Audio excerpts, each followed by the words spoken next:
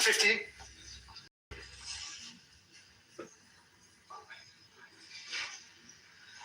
At 80.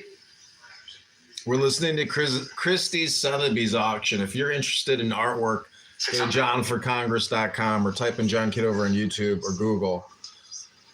Follow me. We can discuss art. If you're looking to buy or sell art, call 312-498-0517. That's right. John Kitover is an art broker. Just text or call 312-498-0517 or type in John Kitover Art on Instagram, YouTube, Meta. We don't do a website, ladies and gentlemen.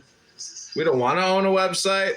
We want to just use the platform. So, John Kitover Art Broker Incorporated. Call 312-498-0517 or subscribe to this YouTube channel right now. This is your Christie's Artwork ASMR audience. It's Thursday, March 5th, 2026. Like, share, subscribe. Now, this is Christie's live.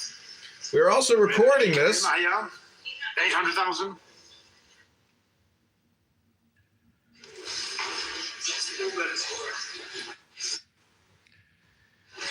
This is John Kitover, art broker, art gallery, art dealer. Call 312-498-0517. This is Christie's live. We are here bidding on art. It's Thursday, March 5th, 2026.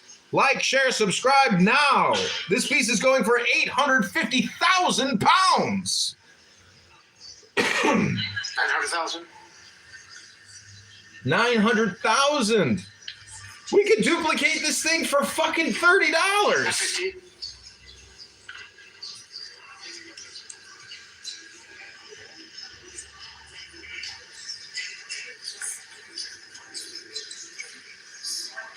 $1 million. Is that 1-1, Olivier?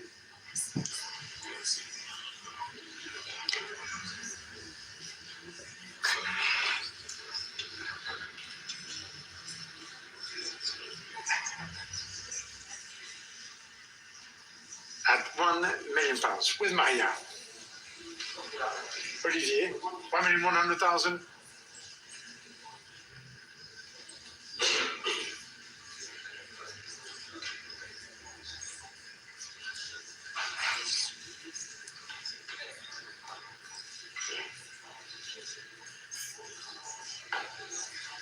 At 1,200,000.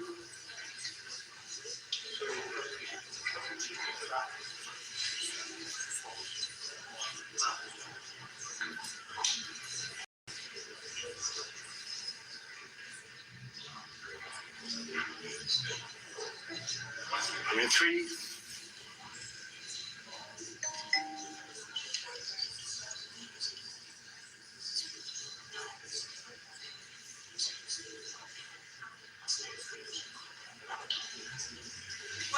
$4.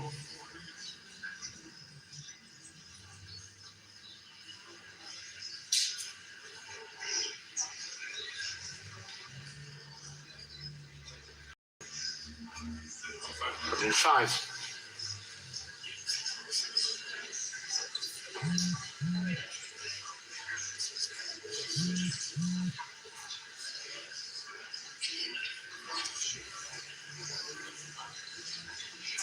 $6.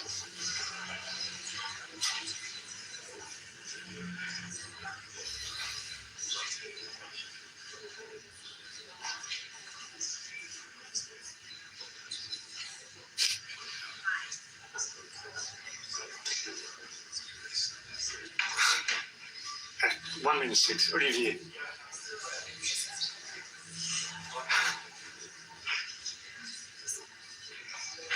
$1,600,000 with you, Maria. I'm going to sell it, Olivier, unless you want to come back at £1,600,000 pounds. It is for you, Maria.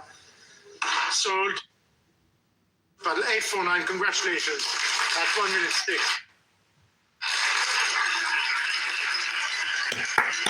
$1.6 million for a piece of metal.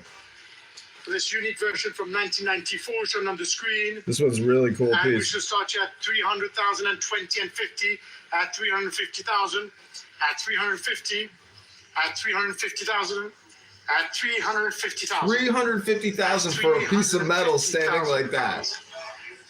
380,000 It's 400,000 now with Keith Gill, 420. But you can bid 500 if you want. 450,000, 480, 550, 550, with Olivier Camus now at 550, at 550, ahead of all of you in the room, at 550 for the Gormley. Last chance, Christian, Loulou, Maria, at 550,000 pounds. It's yours, Olivier. Total 839 for 550. And finally, the last lot from the Fantonat collection. And we may even be re-offering a lot. Will be a special surprise from Nick Finch, lot 231 for the bowler. And let's start here at 380, 400,000 and 20 and 50 with me in the book at 450. It is here with me in the book at 450. At 450,000. It is here with me with an absentee bid. And I'm selling it for 450, 480,000 with Peter on the telephone at 480. It is with you then and selling the Flanagan at 480. Yes or no? 480 it is for you at 480 to paddle 851. And now we are reoffering lot 210. Lot 210, I found it. Yes, amazing. What do I need to read? Okay, I think I get that. 210, yes, this, no? Yes. Okay, lot 210. Okay, got it. And so lot 210, which is going to reappear on the screen. Lot 210. Lot 210, the Max Ernst, which is this time the last lot, or the last lot of the Von Tornat collection. And we should offer it here at 800,050, 900,050, at 950,000, at 950, at 950,000. £1 million to Nick Orchard. With your Nick at £1 million. What a surprise. At £1 million and selling. Fair warning to the room and to the online bidders and everyone else selling otherwise to you. Sold. Deposit 803 for £1 million. Thank you very much. I'll see you tomorrow. Thank you.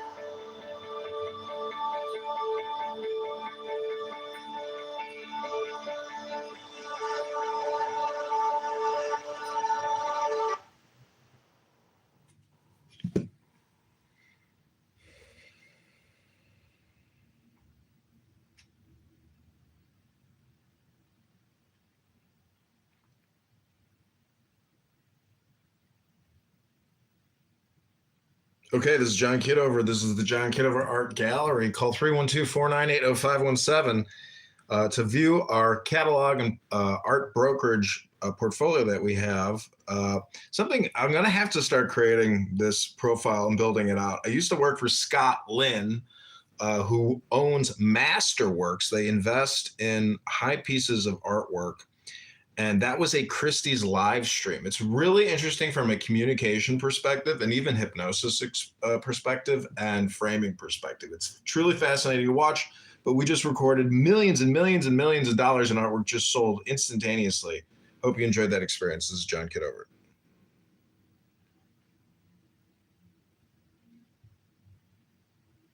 When I was growing up, all the shit is bad.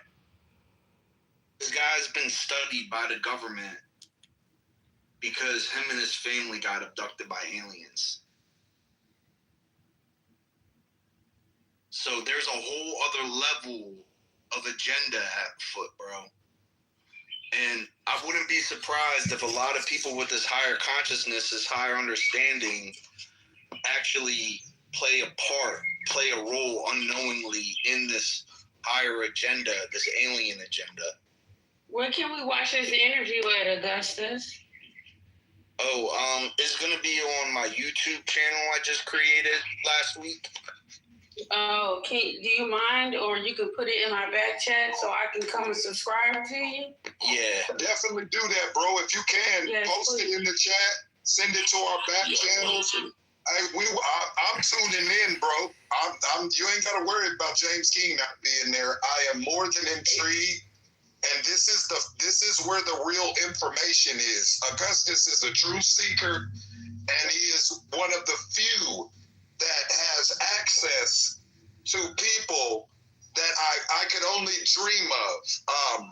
We would be in the preservation, and I would say certain things, and Augustus could go verify it in 24 hours. That's why I love working with him. That's one of my brothers. All praise to the Most High.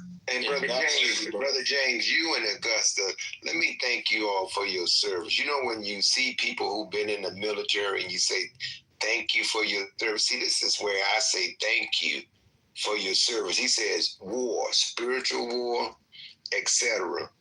And as you just heard Michelle, want that information. So I know, even with my brother running, Wolf, and James, you and Augusta, you are a breath of fresh air, but courageous. And James, thank you for having the courage to talk about that experience. Like I used to talk about, my vision or my visit to that ship with those women. And I was afraid, in the beginning, to tell somebody, because I was like, oh man, everything that I'm doing now, they're going to think that I'm crazy. After all, we thought he was making sense. And when I mentioned that I went on that ship, when I was living in the Robert Taylor homes, Chicago, and those women, the beautiful black widow opened, when that door came open, I was getting ready to take off. I think that's where my track speed came from. But I didn't run, and they allowed me to get on. And they were some of the most beautiful, amazing black women. It was men on there, but the women, they were with adornment, like rubies or pearls or diamonds, and just something to sparkling. And they were so superior. They was like 7 feet tall. They were very tall. And Need to relieve sufferers. it was one of the most amazing experiences I cannot see him ever. again. And I was young. I was And like until I maybe have seen 15, 16. And I was wondering, damn, am I the only one that can see this? And so I don't know who else, but yeah, man. Speaker Gregor, I think I might have that experience tonight. I got a date with an alien. We got a reservation booked on Booksy at a UFO restaurant. Yeah, I don't basically, I heard the Ayatollah's having the same experience. because the word alien, to me, and I get it because that's what people could understand. But I know, like, when they talk about the mothership, the wheel, and the baby plane that's on there. And so my question to James and Augusta is, what is it? What's the fear? Entities and community and all of these things, there is a different approach, and there is more empathy, to be honest. Yeah. And they have more programs that reflect the liberalness of the state, even though we're in Orange County, which tends to be a little bit more conservative, even with being in Orange County. So where are you? Where are you exactly? I'm in front of my spot. You're in front of your spot. Now, because, you know, they're threatening to throw someone out of the room, throw them down. Did you just speak? That's not nice. Please? No, because you know what? Because I gave you money and I was going to continue to up the ante and give you more money. And in that case, I think I've earned some respect. Okay? People that are funding your thing, yeah. I do. Mm-hmm. Okay, there's no reason to push me down like a little kid, go sit in the corner. And all I was going to say was Johnny had a point that things of yours have gotten stolen, and we don't want to see that happening. Do you have an approach that won't happen? So that won't happen. The power station that was stolen did not happen here. In fact, I believe it to be an adolescent inline skater, probably very affluent, who stole my power station, just like no. So, lastly, do you see our concern at all, or we're just fucking idiots? I think there's a level of ignorance. I don't mean that in a bad way. I'm here on the ground every day, and I have a very good sense of what's going on. And no, there's not this fear that's engulfing this area at all. And so when I hear people mentioning, "Don't you understand? Are you naive?" and this and that, I could literally interview 20 people and they'll tell me the same thing. I know this, okay?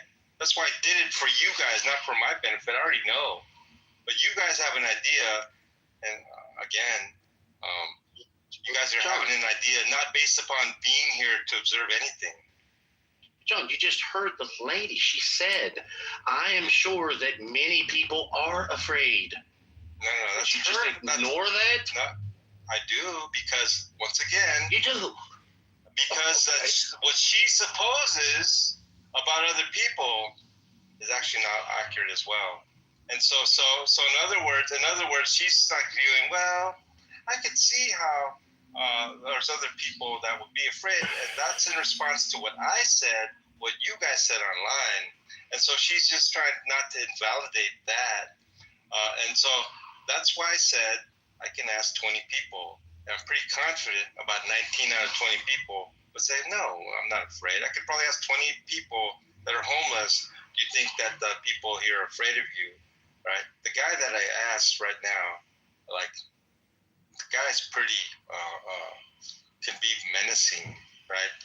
He can, if violent, you want to be afraid of him. But he's very adamant to say, no, the people here are not afraid of him. The residents are not afraid of him. And this is what I already knew before I asked him. I didn't lead him into any direction.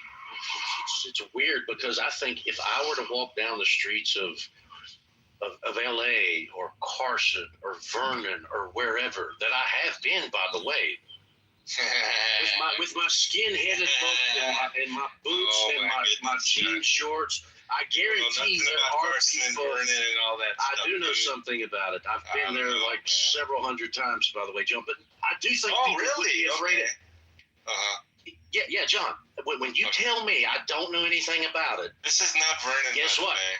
I understand it's not Vernon. John. Bloods in Chris area. John. I've been to Compton. I've been to Vernon. I know, John. But when you tell me I don't know anything about it, when I know more about my experience, part, sir.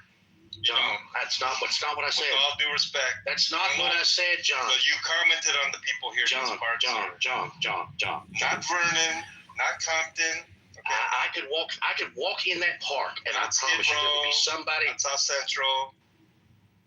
There would be somebody that would be afraid of me. You literally want me to walk around and start asking questions?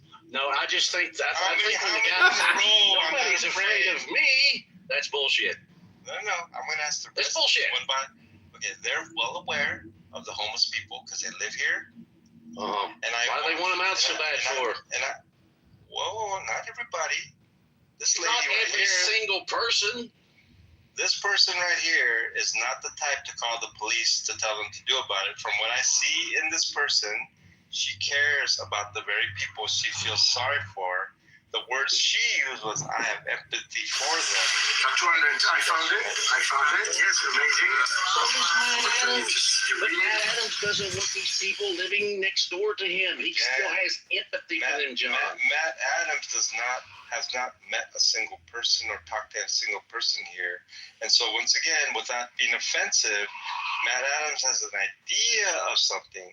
He doesn't know what's going on here, and neither do you. If I lived, well, I'm trying to ask you a question. If I lived, you're telling me you've been right to there, Carson, where is it? And you've been to Vernon. Okay, this is a different question, John. John, this is a different question. Yes, actually, I have, John. But let me ask you this. I've probably been through this thousands of times, John. I don't care. If I moved into that neighborhood adjacent to John, what? I don't care. John, if I moved in that neighborhood adjacent Park or wherever, could you reassure me and my family that we are safe in the vicinity of all of these homeless people? You could assure me. I think that I bet you there's less crime here than your town, which you probably feel. Can you assure me of that, John? I'm willing to wager. Okay, guess what would happen? Guess what would happen? That I would lose? No. If you tried to do that, if you tried to reassure me that my family is safe and you're involved. I'm not trying to reassure you, sir. Your feelings could be. I asked the question. Irrational. Hang on, sir. Your feelings could be based upon. I mean, your thoughts about it, your attitudes could be based upon. So you can't assure me that. Something irrational. No, sir. So you can't assure me that my family will be safe. Okay, well, this is why people have a problem with you bringing more people together in this particular community, because you're like exacerbating the fear that they have. Well, actually, I have a good bringing more people into the community. Hang on, sir. The more people I bring around my table, it seems to me that a lot of the social workers are asking me, asking the police, and making things I'm not reading that shit. The fuck am I gonna get? What am I gonna get out of reading that shit? There's like a situation of more people wanking a fucking pig. Food. Really? It's like taking Reddit as scripture. For them. What's wrong? Yeah, really? You're going on 4chan and saying that it's divine. Yeah, and they had the superior language. They had the superior language over the Greek, but you're telling me that they had to go around fucking all the animals to figure out that come on, man. Oh my goodness. I was kind of so fucking smart. I was kind of shitting bricks to tell them the story of the esoteric or the so-called, the myth of Adam and Eve as an origin story, right? Because they actually believe that there was a man such as Adam, and he was black, and he had this whole freaking shebang going on. I got jiggy with it, and then had these children, blah, blah, blah. Like, it was a very scary moment in my life to tell Jamie that, especially with Illumira. So...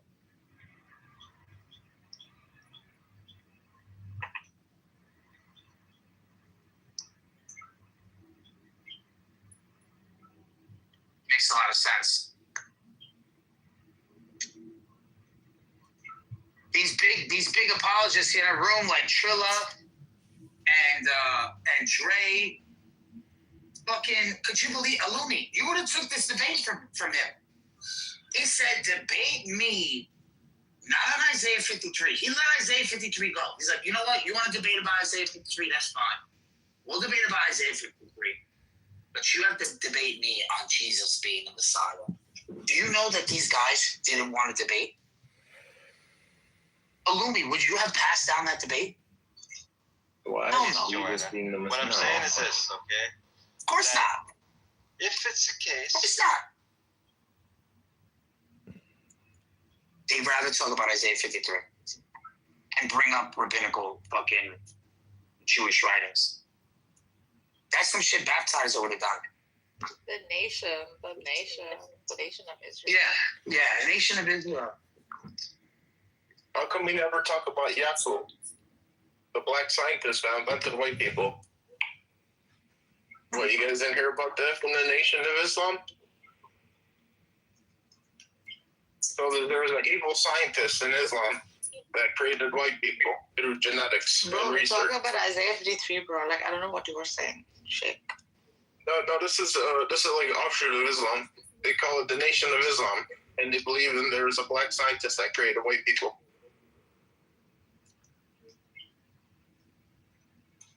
I had to look into it. And in the words of Honorable Elijah Muhammad, these Yakubian devils, these swine merchants, these bringer of 6,666 diseases, these white. Is everybody on this app trying to be a comedian? Because it's fun. It's not comical, it's the actual words of Elijah Muhammad. Guys, we only have limited time on this plane. Like, is this really, you want to go out as a clown? Oh. I don't know where the fuck I go.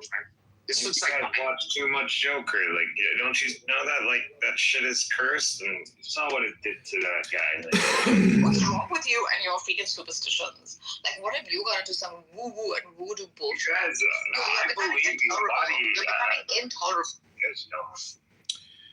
Right out here playing Zelda. The guy is wearing a hijab and running around with the sword. Ribono Shalom. I have returned to share more Rumi poetry with my brothers and sisters here in the Clowniverse, aka the Complainium. Hold on 1 second. So Coming from you. So we have these non-Trinitarians on this app having God's lawyer, aka fucking the Jewish. Bro, summon them. Hold on. Start over, bro. Wait. The Jewish Hamza, God's lawyer. Literally, the Jewish Hamza, right? And now he's literally telling Dre and Trilla, I'm telling you, your Messiah is the false Messiah. All you have to do is debate me and tell me he's the real Messiah. They wouldn't fucking debate it. You know why? Because they're not Trinitarians.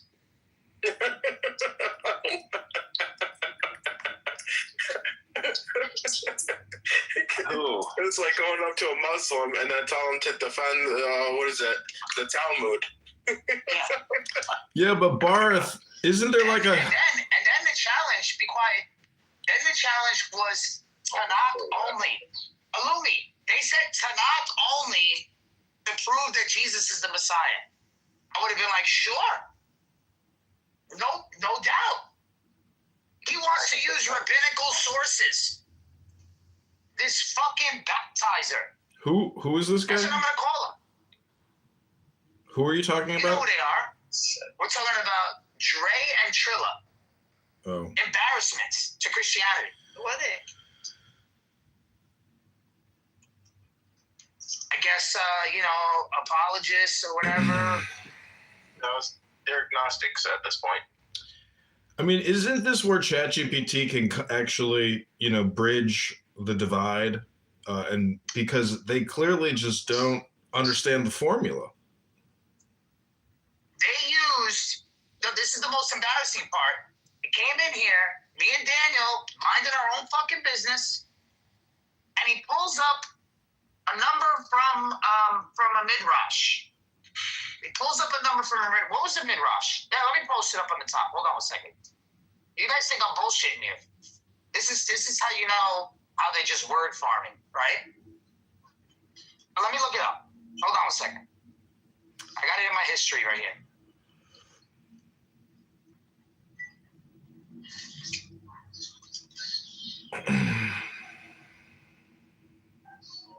What was it, Daniel?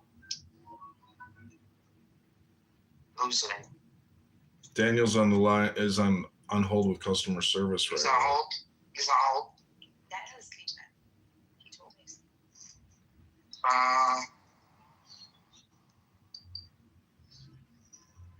Fuck, it's on my iPad. All right, well, Ribono Shalom, let me know when you're ready for another Rumi poem.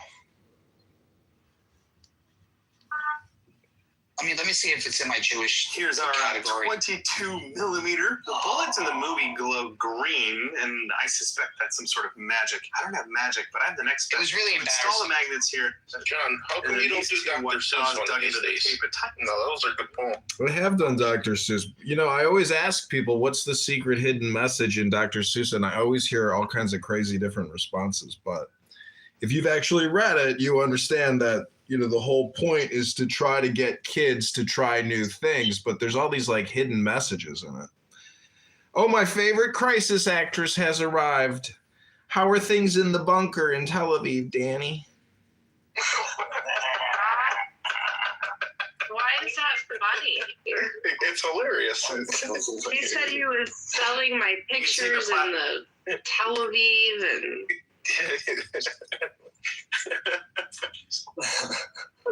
That was actually really good. That was good. Who said that, Danny? That was so unexpected, too. How dare you talk to my daddy like that? You fucking talking about. What if they showed like Because I'm pictures? working for him. They're lying. Thanks for accepting all my Facebook friend requests, Danny, across my 100 different accounts. You are my favorite crisis actress. I saw a wedding in a bunker in Tel Aviv, and wow, Rabboni Shalom. You know, it's almost like ancient days in Rome when Saint Valentine was marrying people in the catacombs. Hello? Hello. Here it goes. I found it. Let me show you the argument that Dre brings up, right?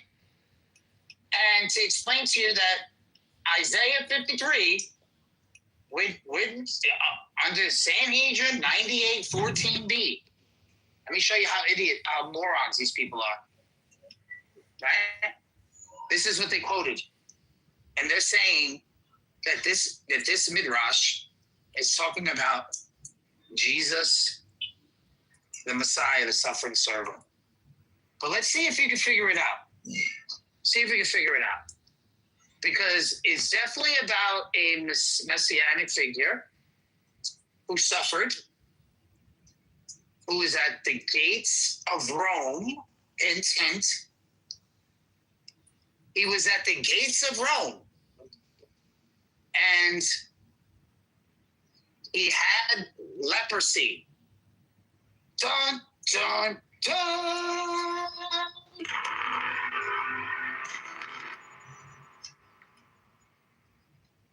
Why would they think this is about Jesus or the Messiah, the suffering servant? This is clearly about Moses not being able to enter Israel. No.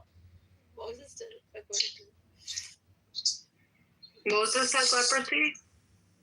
Yeah, and he wasn't allowed to enter Israel. So he was a leper? Was Jesus allowed to enter Israel? Yes. So how could this be about Jesus or about the Messiah? And this is the shit they're using. This is embarrassing. And I tried talking to them about it. This is like an L. He took an L for himself. This is embarrassing. Me and Daniel sitting there going, wait a minute, but wait, who's the leper? Who couldn't enter Israel? That can't be the Messiah. When was it written? When was it written? You know how the conversation starts? The conversation starts with every conversation about the suffering servant, whether if it's one Messiah or two, or whether if both roles are going to be one person, or they're going to be two separate people, or if they're going to be two separate Messiahs. They don't know. So they're not making a definitive claim. None of these are. These are always a continuation of the last conversation that they're having. And the last conversation, they're just trying to figure it out. They're still trying to figure it out. This idiot is saying, yeah, you got to figure it out. It's about Messiah. Like, you see what I mean? Like, why would they use Dre? What was his name? Not Dre. The other guy. One of the other idiots.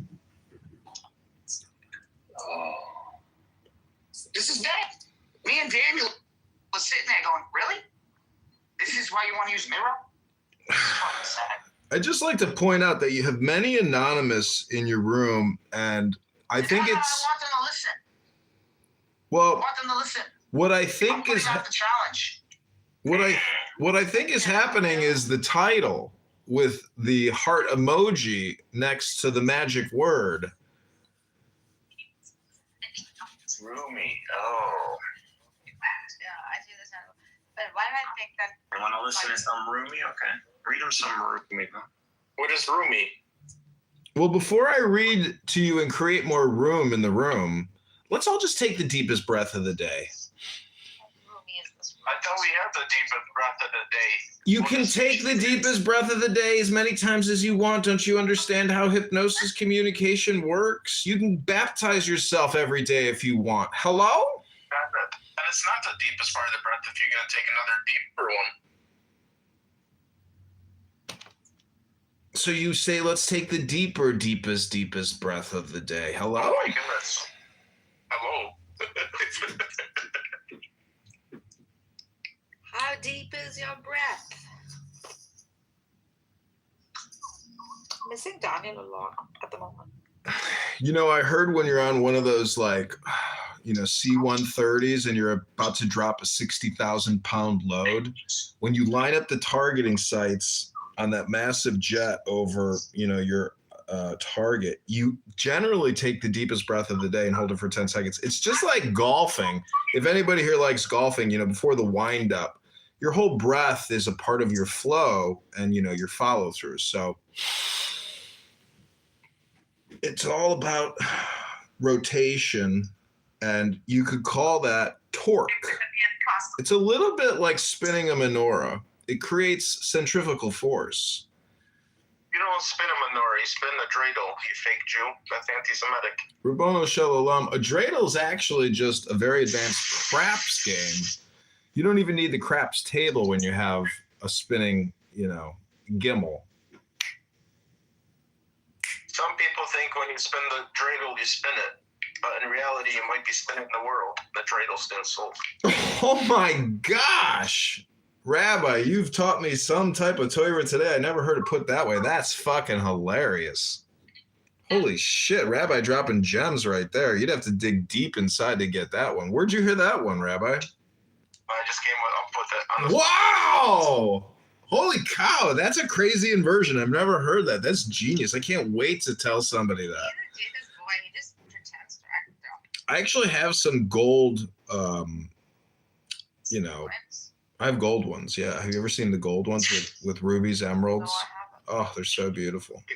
Because just like the dreidel. Jewish jeweler. I got it at a Christie's auction for $4,200,000. Shut the fuck up, you don't know. Rabbono Shalom. I just got back from the Christie's auction in Manhattan. I had to change the title. Rabbono Shalom. Why do non-Trinitarians want to use rabbi sources? Hello? Because I'm smarter than them. Because just like the rabbinical. I don't know how to spell rabbinical sources. I think that's a good one because I don't even want to know how to spell rabbi or rabbinical shit. Who gives a fuck if I spell it wrong? Hello? Hello? Because just like the dreidel, either the world spins the truth or the truth spins the world.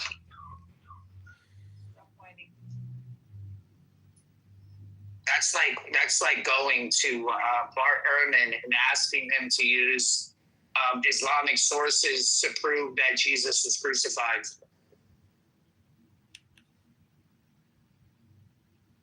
Let's go, my love. Get up, Mama. Let's go. You hear that, Mikhail? That's how you take care of your dog. Yeah, it's like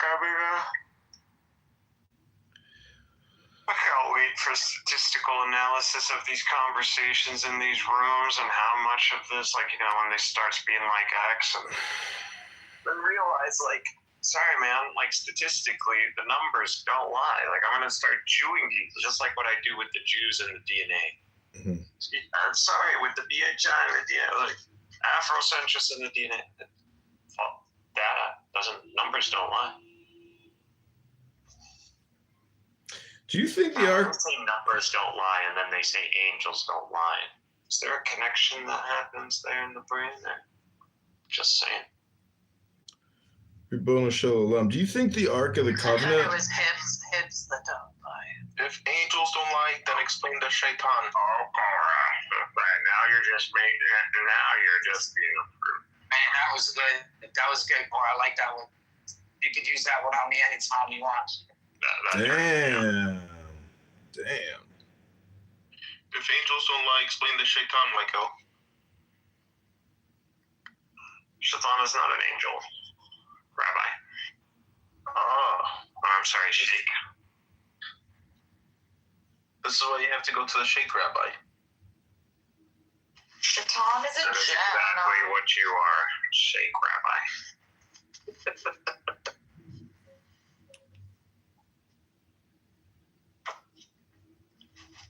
So did you know that Shaitan is a jinn? From the Quranic lens, he's not an angel. Sheikh Rabbi? Well, from previous sources, he was an angel. And if angels don't lie, then why did Adam get kicked out of the garden? What do you mean? Expand? Oh. In the previous revelations, the Satan came in the form of a snake and then tempted Adam and Eve.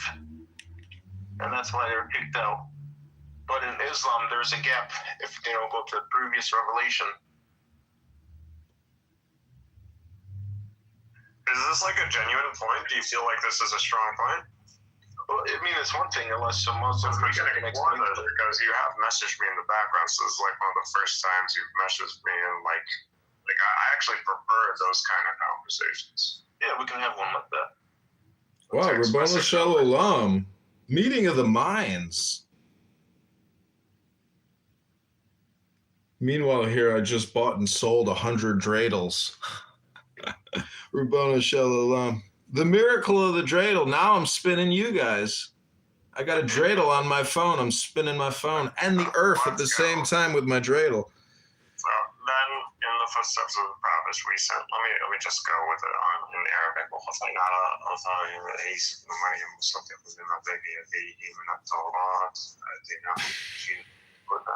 Hello? What's happening here? Hello? Did he say Yabaina Yadaydi? Sounds like Megatron's most favorite Arabic word. So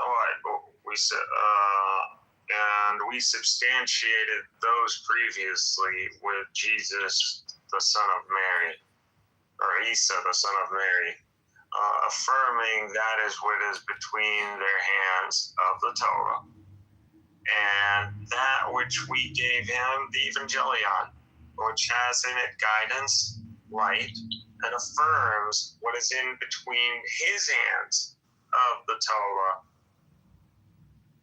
and guidance and remembrance to those who are God-fearing. Man, that thing is heavy. Like 381. Yeah, there's nothing wrong with this. So, Jesus, actually, there's something here you actually just sparked. And like I said, these are the moments that I'm here for. What moments? This is interesting because the Quran is claiming that the Evangelion is going to affirm the Torah that is in between the hands of Jesus. So, not in between the hands of the previous. So that means that Jesus is highlighting this could mean that Jesus is choosing among the Torah. There are like different editions and he's highlighting the true one. You're getting off topic here. Megatron, can we get back to Trinitarians here? Hello? Always the question the Muslims are going to hit you with, like, what's the real Torah? Which one? Because if you're going to say, like, Jesus affirmed the Torah, we're all with you. So that's amazing. That brings a new perspective. Yeah, what is this Torah? That's now Muhammad tells us the Torah, the commandments, and the Hebrew law. You're in the matrix, bro. Hello? Revelation, but Isa gets to do for 20 was the fall. Interesting. Just keep trucking another few miles till you get to coverage zone. Hello? So, Mikhail, I'm trying to compress and summarize what you just said. I mean, basically, you put all three religions into one. Is that what the real Trinitarians are? Is that what the Freemasons do and why they actually take communion with Muslims? Hello? Those Freemasons, they're just ridiculing the religions, or they believe in these religions to be some sort of like human remembrance. So they believe in like doomsday theory. They have the explanations of these like, there's all these different orders too. You gotta go figure out which order. They all got their special, just because they share like they're all wearing football gear and football jerseys doesn't mean they're all on the same team. They're all playing football though. Hello?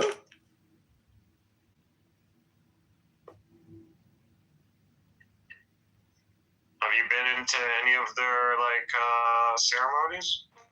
Yeah, like a funeral, like something serious? I went to, no, nothing serious. I went to a Blue Lodge in Manhattan Beach, and I watched like an awards ceremony, and then I ate soup with them, and the soup was mushroom soup, and it was so bad, and like it was so unedible. I said, how can they actually serve just food which is so bad? Like, you know what? If they can't even get their soup right, like, fuck it, I'm out of here. Yeah, so there was this creepy moment. I was hanging out with these people, neighbors or, very close people. They're black, but they're high black. They're not, low black. Older. Wait, are they, I'm sorry, I gotta clarify, are they African though? Are they from Africa? No, they're African American. But they have, I don't know, a woman has white ancestry as well, so there's something going on there. Anyways, I don't ask too many questions. They're black. She had a relative. They're older. They're seniors. I met him. He's into this stuff. It's basically Black Hebrew Israelite stuff. Hello? Next week he's dead. When I'm talking, man, you don't have to keep saying hello, bro. I'm sorry, I have a hearing problem. I'm a Service Connect disabled veteran. Hello? Well, dude, they pay you for that shit. Like, what are you?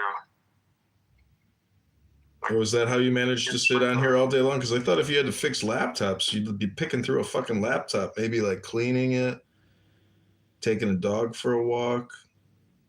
Hello? Sorry, I'm over here buying dreidels.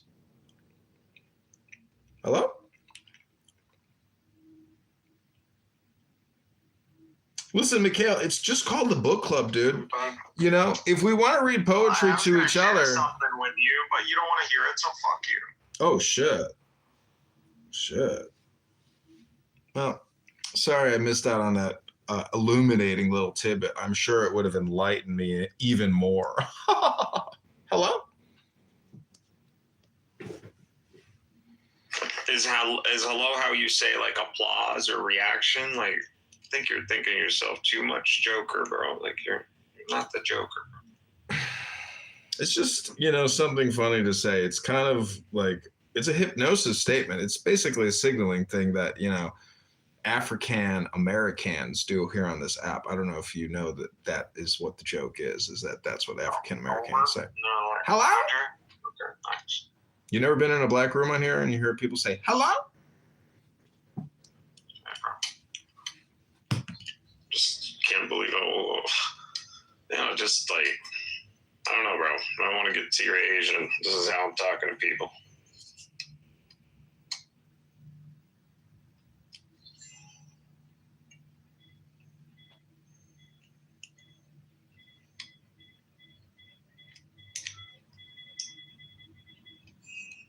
How do you open these things?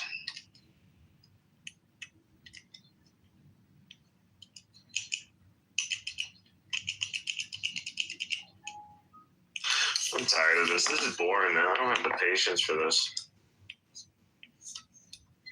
And this is a Nintendo Wii, bro. It's portable, you know these?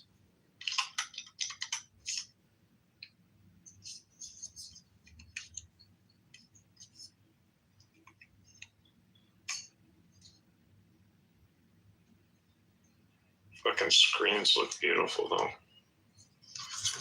But I got really no interest in this, but I'm gonna keep it because I already opened the box.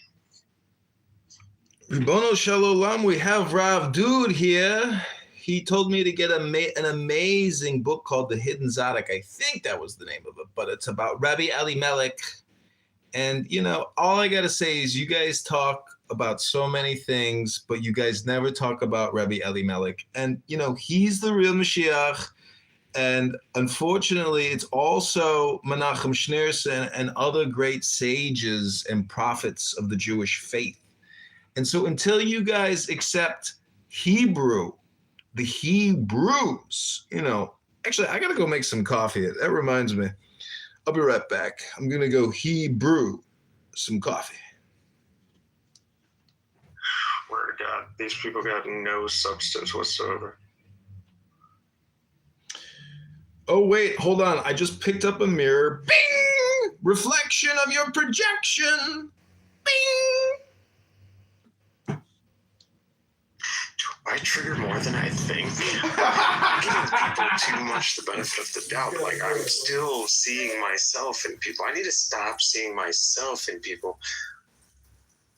So, more like Pharaoh. Like, I can't be like God. Like, that's, you know, he'll smite me. I can't do that. Can't treat. But the Jewish thing works. I'm like the Jews. I like that attitude. I like the...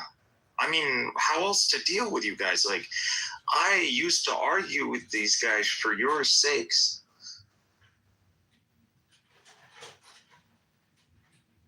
I used to tell them, no, they were like proving the otherwise. Y'all literally proving their case, man. Y'all gonna be gone if they get their way. I'm just saying. You guys don't know how serious we are. You guys think we're like you guys. Joke around, do this. Our youth are thinking about the day they get their hands on you. Oh my God. I'm sorry about...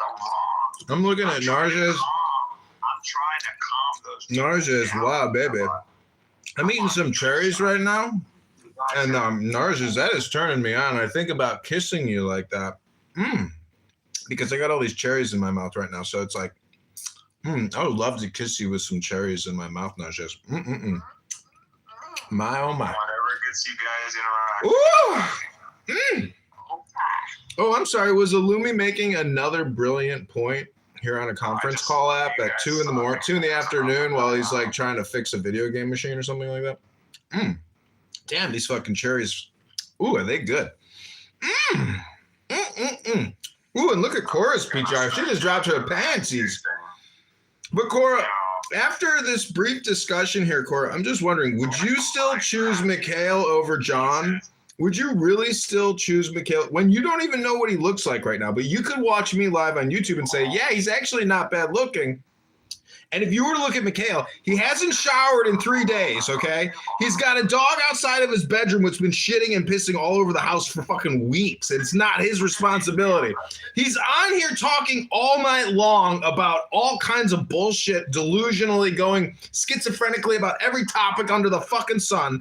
And you're going to choose Mikhail over John Kitover, who's going to the gym and went to the gym yesterday and the day before and took a big hot bath with some fucking... You know, fragrance. I'm smelling great, Cora. I'm looking great. Listen, all the inflammation in the sty in my eye went down, Cora.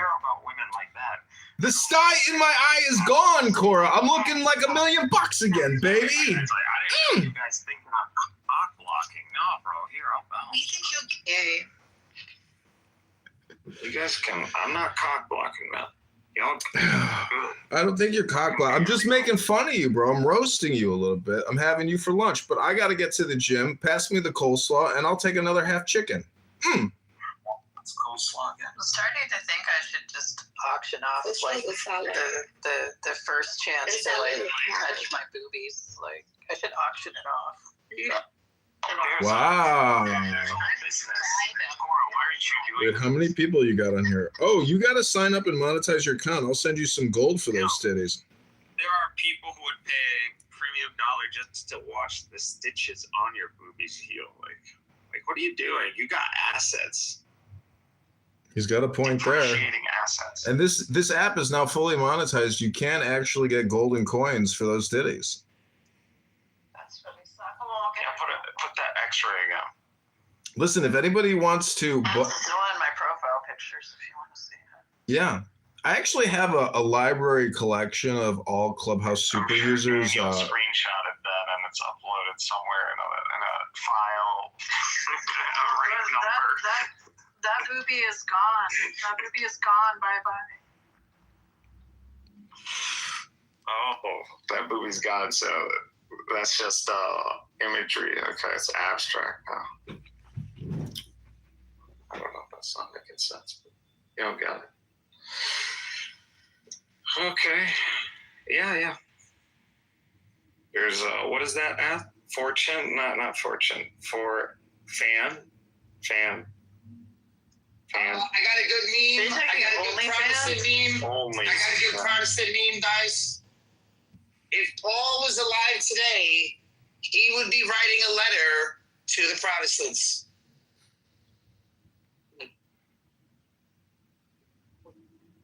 Definitely the Lutherans, because every time I go by a Lutheran church, there's always a lesbian priest with a gay flag. And I'm just like, how did it become the gay church? When did that changeover happen to the LGBTQ Church of Jesus Christ? It's a trip, you know? It's a trip. Hello? I don't think people are actually having babies. Narcissus, it's a miracle that you even have a child. I'm 43. I'm childless as far as I know. It is a miracle. Wow. And I believe in miracles. Do sex a bang. Sexy thing. Wow. I believe in miracles. Illumi, do you? God, not for nothing, but God killed the fucking son of Jacob because he pulled out. Like, should have fucking, you not think about that? The pullout method. Is that also called? Is it Jacob? No, is it Jacob? Yeah, it was Jacob, right? Genesis 38? I thought it was Onan that got fucking in trouble for wasting his seed. Yeah. Whose son was that? Esau. Was that? No, it was Judah. Judah. Oh my God, is that the Kabbalistic reference to Judas and Jesus Christ? It's the same thing? Either here it is. Here's the, in Onan in Genesis 38 was the son of Judah, who was struck dead by God for refusing to fill his levirate marriage duty to his deceased brother's wife, Tamar. That's right. He intentionally wasted his semen on the ground to avoid producing an heir for his brother. Look at that. Onan is a figure of disobedience and misuse power.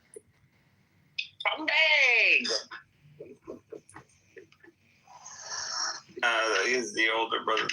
Was he the older? He's the one. The older one died. Why did the first one get killed? They don't say, right? But he was just disobedient. Fuck, man. The first one, no, there's something, he just died. No, that was the second one. Yeah, that was the second one. He married Plato, or 2026. Like, share, subscribe. Now, this is Christie's. Subscribe to this YouTube channel. Yeah, His veiled origin and necklaces. I killed him too. So, it's a fucking scumbag. And freak off superstars who have yet to find their soulmate. I pray that you find the true love of your life right now. Yeah, he married a hooker. There's a story of God. He married a Canaanite hooker. And just to think that this is their line to David.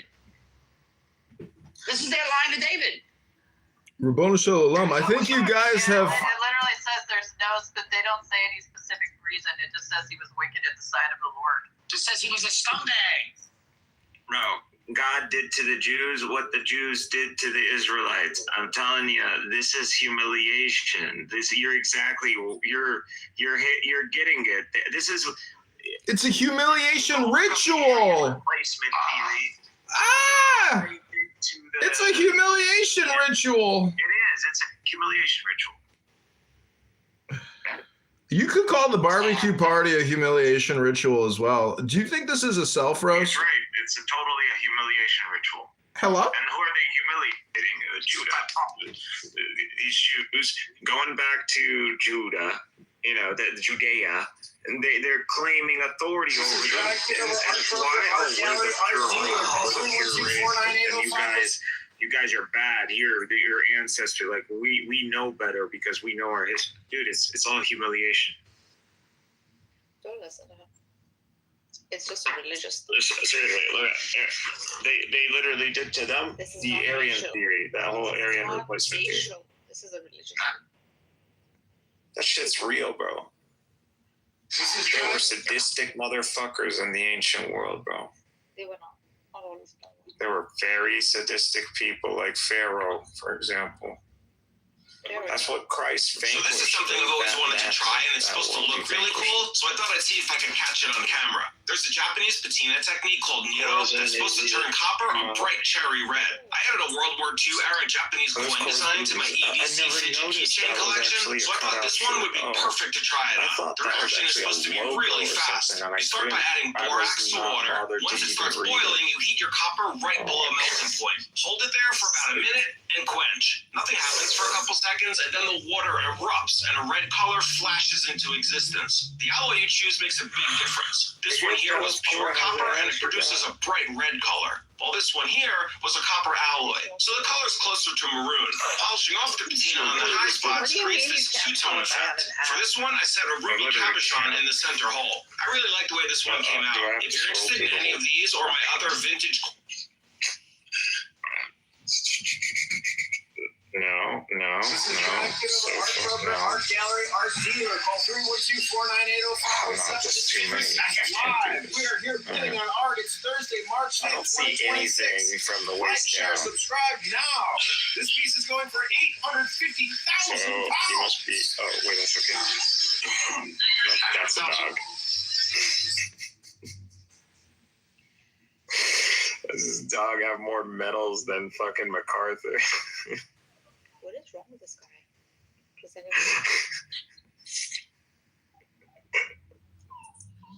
Careful, you might get run over. Oh man, did you just drool all over yourself? Did you just drool on yourself? I think I heard you just drool on yourself. That was funny. What are you talking about? Saying you wish her dog gets run over and then you drooled on yourself, laughing at yourself? You thought that was funny? That's so disgusting. Hello. Hello? Oh my God, I'm not gonna explain that joke to you guys. Listen, you guys are live on my TikTok. We now have 1,400 people watching us live. I'm a giant banana. And Rabono Shalom, thanks for being here. I'm sorry you, want to project all day long, Illumi, but... Okay, let me just hop on that channel. I got TikTok right here. What is it? What is it called? We got a lot of people here. Wow, I've never seen so many people on my TikTok. Mikhail, I'll send you a picture of my bare ass for a Bitcoin. Why? What? A Bitcoin what? Your ass is in the shape of a Bitcoin? Okay. No, she wants to send you a photo of her fat ass. For a Bitcoin, I mean, obviously there has to be some sort of transaction going on. A whole Bitcoin. A whole Bitcoin. That's nothing. Come on, you can do it. If you can give me $1,000, you can do that. Why, Cora, does your pussy give immortal life? It sprays light. Immortal life. She It's squirts like light. that one episode of Curb Your Enthusiasm where Jane Krakowski has... You just keep getting harder the more you pound? Like, is that what happens? Like... Oh my God. Cora does not have a dick. Can you sell me my $1,000, please? Now we know. See, that he's just demonstrating it. He's like, I think, you know what I think? Not only is he gay, he really wants like a trans woman. Like a chick with a dick. Like, I'm telling you guys. I actually enjoy breaking tougher women. Yeah. Ooh, see? What, you prefer breaking? What? What's wrong with fucking hot trans? I like a woman who I didn't say anything was wrong with it. We're just trying to a figure out woman what who the hell thinks she's powerful, she's strong. And, you know, I like realigning women back to their feminine energy. Oh my god. That's a hobby. I mean, it's wrong, but I've been trying. But that's what men like. Only a trans woman. That's why women are like horses. Why do you think they're associated with horses? Men like to break horses. Mikhail. Men like to break women. Mikhail. Women like Hello? horses. Mikhail, whether you're having sex with a woman, riding a horse, or driving a car, or even coming on Clown House, hopefully. Okay, when Cora's boobs heal, show her what a real stallion's like. But she already knows. She's been with like military special forces. Damn. Yeah, she's been getting piped by special forces. Oh, look, the Jew is done. Like, The Jew baptizer, come up. That's not gonna be easy to follow up. Like that's practically impossible. Come up and glorify the Jew. Cora, you already peaked. Life peaked with you. You better go back to that guy. Tell him I want to be your second wife. Like, tell him I'm just your dick. There's no guys who can give me like special forces dick. Like, and I don't think he was even circumcised, so you don't even have to think about God and all this. No, that was the guy after him. Wasn't circumcised, but yeah. Oh, special forces guy was circumcised. So he's a God-fearing man. Yeah, he's a fucking Canadian Catholic guy, so yeah, he's circumcised. Oh my God, how did you let a special forces guy go, dude? Who wants to live that life? Everyone? Why? It's not going to tell you anything. It's just going to lie to you.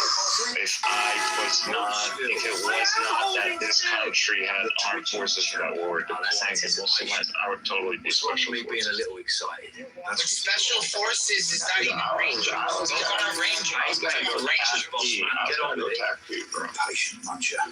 You ever try your own kids? Too. There's too many family members alive. You ever thread yourself in? I got a picture of him fishing in Saddam Hussein's private bass pond. Similar experience. Subscribe to this You YouTube have channel G.I. Joe right now. and you let G.I. Joe Says. Yeah, listen, Amy, is it possible that I can invite Rabbi up and you guys not get into a fucking screaming match? Can we have a nice conversation for God's sake? Who's Rabbi? What, Rabbi? No. Baptizer? Ribono Shel Olam. We don't have it. You should just know what I'm gonna bring him up because you guys always get into some sort of screaming match. He always insults me. I love him. You gotta take the end. He's like No, bro. No, not from assignment. No. Oh, now you're a peasant. Now it's not. Now he's against You're American. Yeah, he knows, and I know, dude. You guys, this is. You were just praising. No, bro. He's a. Yeah, you were just praising the Mossad for taking out the whole Shia fucking infiltrate. He's an enemy. He gets shit on us and he hates. No, they need to know we take this very seriously. You hate the Jews and you hate the Shias. That's what you did.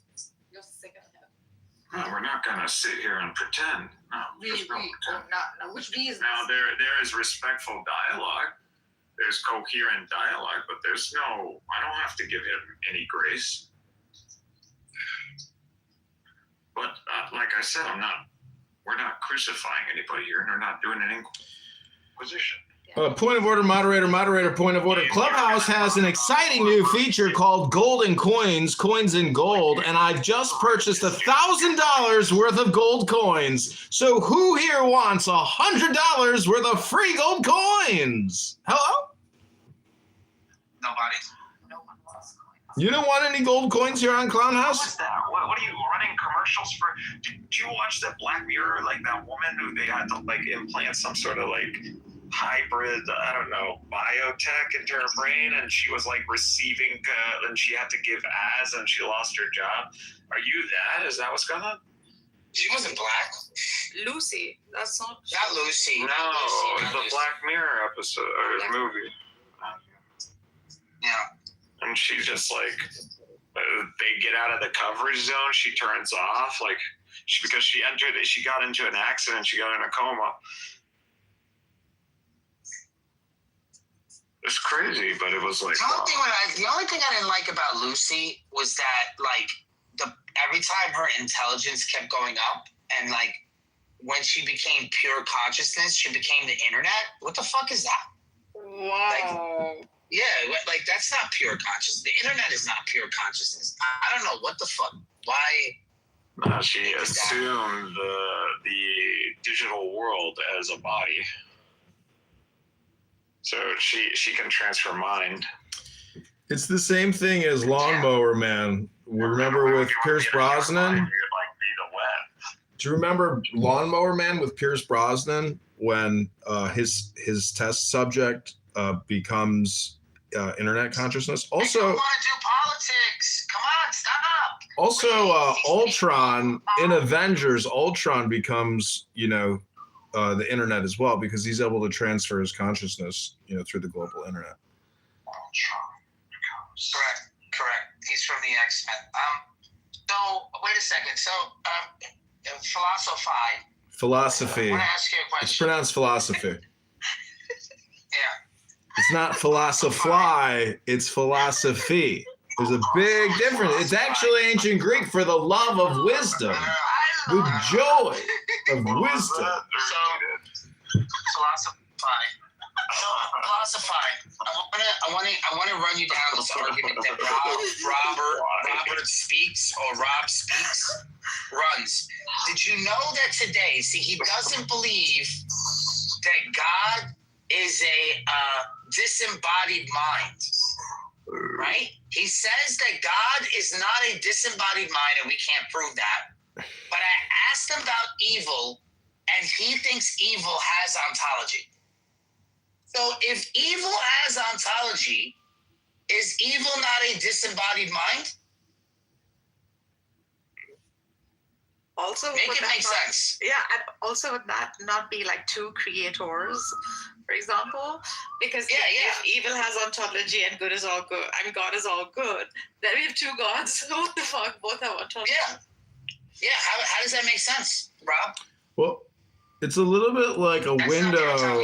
It's a little bit like a window in the house when you put down the shade to block the light, meaning that the essence of Kabbalah is manifestation of light or manipulating light. Light is actually what's creating the whole material world. So the whole thing is basically like being a potter or a creator, really. So this is why people are called the stars, and every man and every woman is a star, and they're all working in Hollywood creating. So you are creating here and synthesizing an experience. And that's really, if Sheikh was here, he would have told you that, I'm sure, that because I asked, what is a woman? And then I asked, what is a cell phone? And truly, they're both experiences, just like this room. Hello? Yeah, correct. So good and evil, very well said, would just be like experiences in the Eastern traditions, right?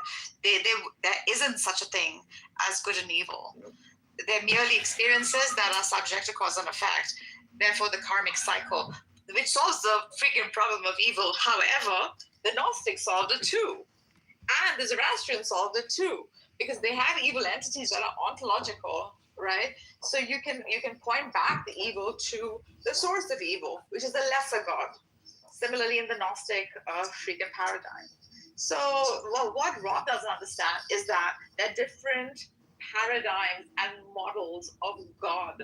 He wants to push only his particular God narrative or God model, which is, well, not that objective after all. We.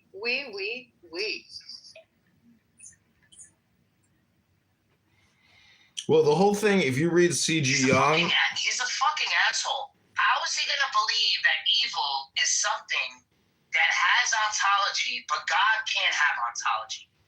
God can't exist because evil is greater? Daniel is awake. Daniel. Hello. It's 4:20 now. We're getting to the top of the hour. And the whole thing is very immature and childish. And as somebody called me on this app, they said I'm pedestrian.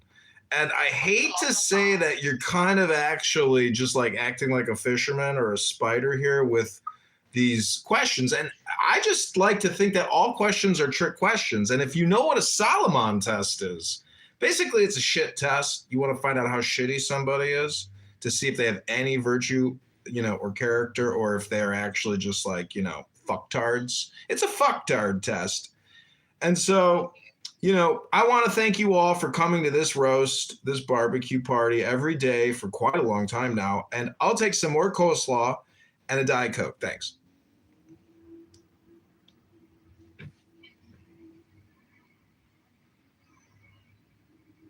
You see, the truth of the earth begins at your birth, and it's going to end at your death. And if you really think a great God is going to come from the sky and take away everything and make everybody feel high, well, you'll know what your life is worth, but you should seek it here right now on earth. And now you see the light. Stand up for your right to party! Hey, hello?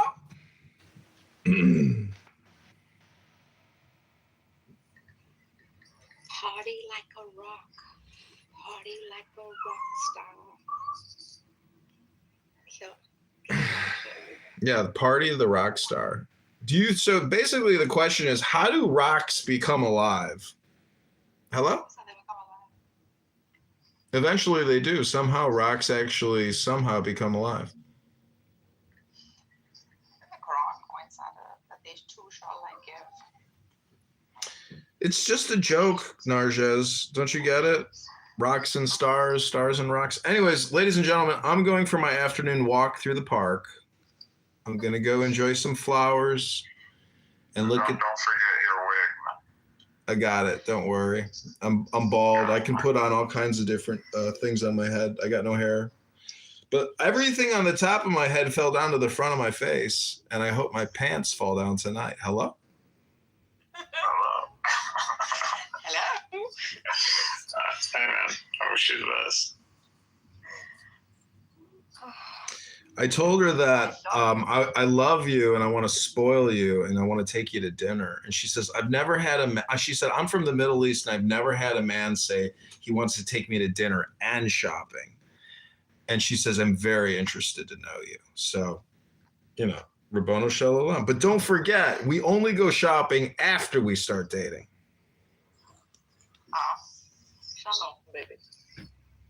What about the rules of the Shalom book?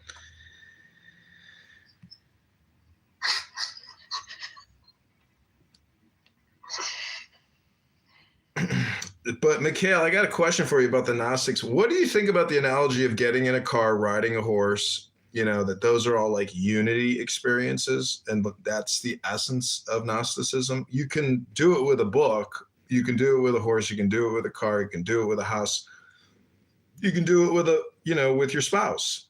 Hello?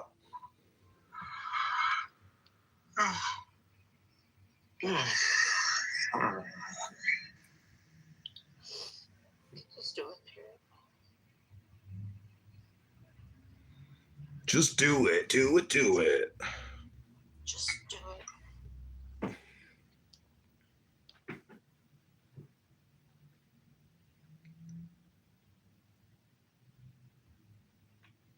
Rights, right? We talk about the rights, and we're granted in this great country our rights and our pursuits. But we could engage in the conversation of what's our responsibility, and more importantly, what's our mission? What are we here for? What are we doing on this world, right?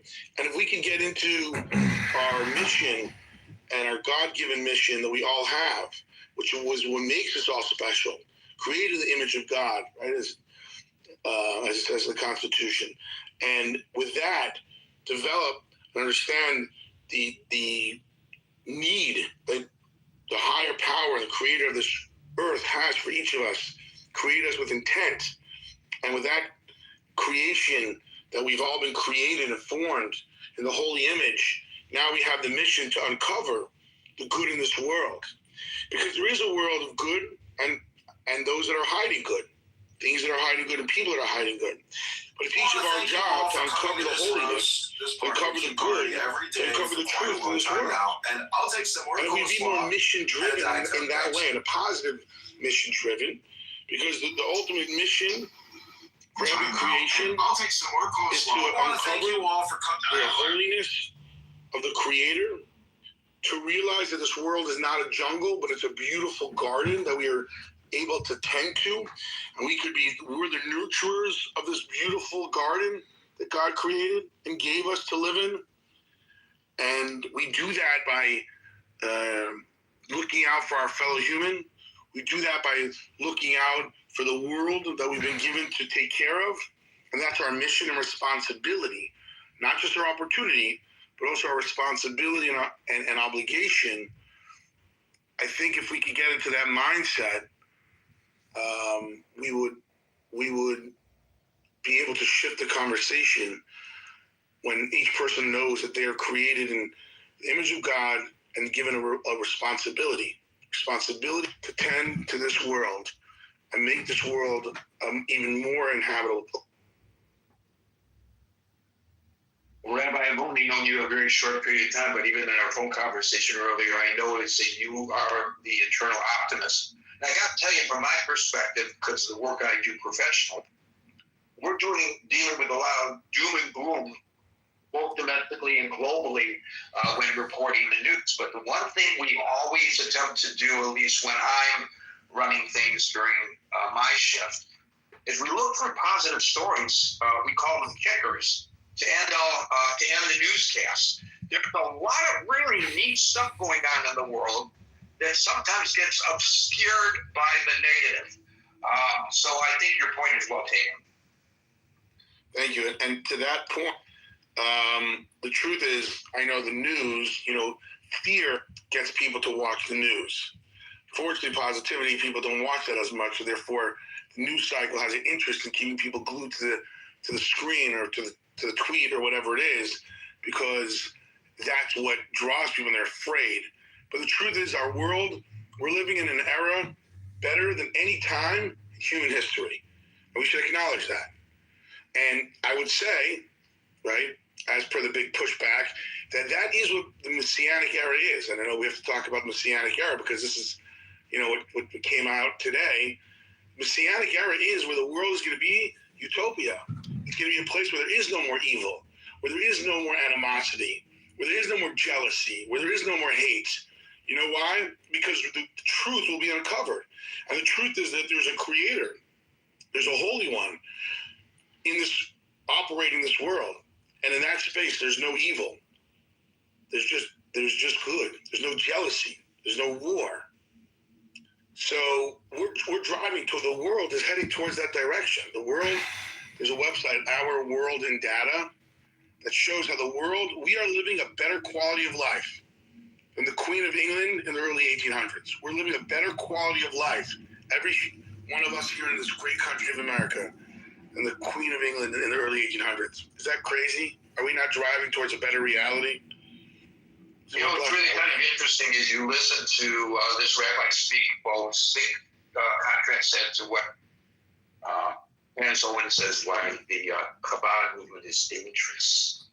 It doesn't sound too dangerous to me, that message. We have another Chabad rabbi who, unlike you, Rabbi Wilhelm, Rabbi Litvin is no stranger to social media. He's an old hand at it. Rabbi, you're very much aware that this kind of hatred has been promulgated on social media for a long, long time now. But when you hear people with as huge a platform as these two, does it even shock you?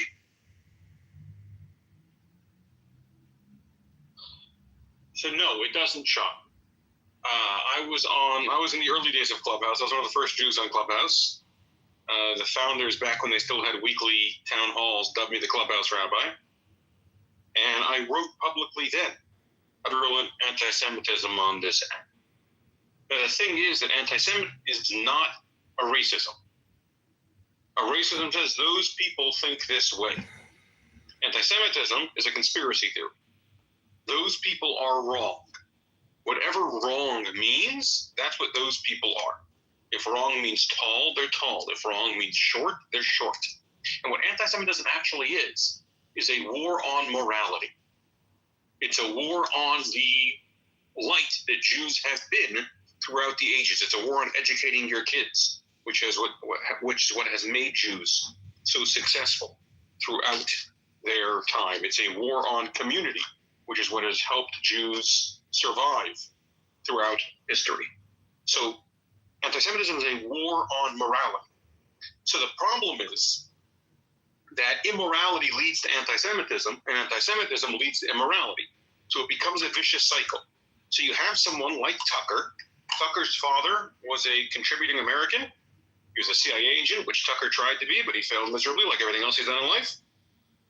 And Tucker was a friend to the people of Israel, was a friend to the Jewish people. It's Tucker's father, I'm sorry. And when Tucker started off in media, when he found success, I mean, he had some crazy ideas, but he wasn't the demon he is today. How that came about is after he was exposed as having knowingly lied on a newscast, and he was fired from his job as a result, and the company he worked for was sued for billions of dollars, he had no place in polite society. The people who would follow him were people who didn't mind the lies, people who are immoral. Those immoral people, by and large, are anti-Semitic. And so he found a new fan base in anti-Semitism. But nothing he is saying is new. He accuses the Jews of being behind the war, as they accuse Jews of being behind World War II, as they accuse Jews of being behind World War I, and Napoleon's War, and the Greek Wars, and the every other war. 9/11. When he said Jews for the Napoleonic Wars. They actually accused the Jews of being responsible for the Napoleonic Wars, yes. That's wild. So, the interesting part is, why did he choose the word Chabad? He's not someone who acts within Jewish circles. Where did he know this word Chabad from? And the answer is, you can find dozens of conversations he's taken part in where he praises Chabad, both for their spiritual influence and for the real world work they do on a daily basis. So if you give me 2 minutes, I'm going to explain what Chabad is in 2 minutes. Sure. I'm sure you can do a better job than I tried. Chabad is a 200-year-old philosophy started by a rabbi in Russia named Shneur Zalman of Liadi in the aftermath of what at the time was the worst anti-Semitic attacks in history, which were the Khmelnytsky pogroms in Ukraine, in which 500,000 Jews were killed. There was a tremendous separation between Jews who could afford to study and Jews who were getting by the skin of their teeth, where they weren't marrying into each other's families, they weren't praying together. They were developing two classes in Judaism, and the educated class had become very cold, and the uneducated class felt like they had nothing to cling to. And the Alter Rebbe, Rav Zalman of Liadi, had this revolutionary idea. God has an individual love for you. Now, to all of us, this sounds like, of course, God has an individual love for you. Judaism has always taught that. Except the books that you study to understand God's relationship with us are books you can only study after you've studied Chumash, after you've studied Mishnah, after you studied Gemara and Mishnah Torah. So the average person at that time didn't have access to it. The average person at that time owned, if they were lucky, if they were doing well, they owned a single Jewish book. I own over 3,000 books in my library. That would have made me the richest person in Russia. So they didn't have access to what we have access to. They didn't have access to Clubhouse, where you can come hear a rabbi share words of Torah. So he said, God appreciates your prayers. God wants a relationship with you, and you, each and every one of you, can have an effect on the greater world. Your actions of goodness and kindness can change the world.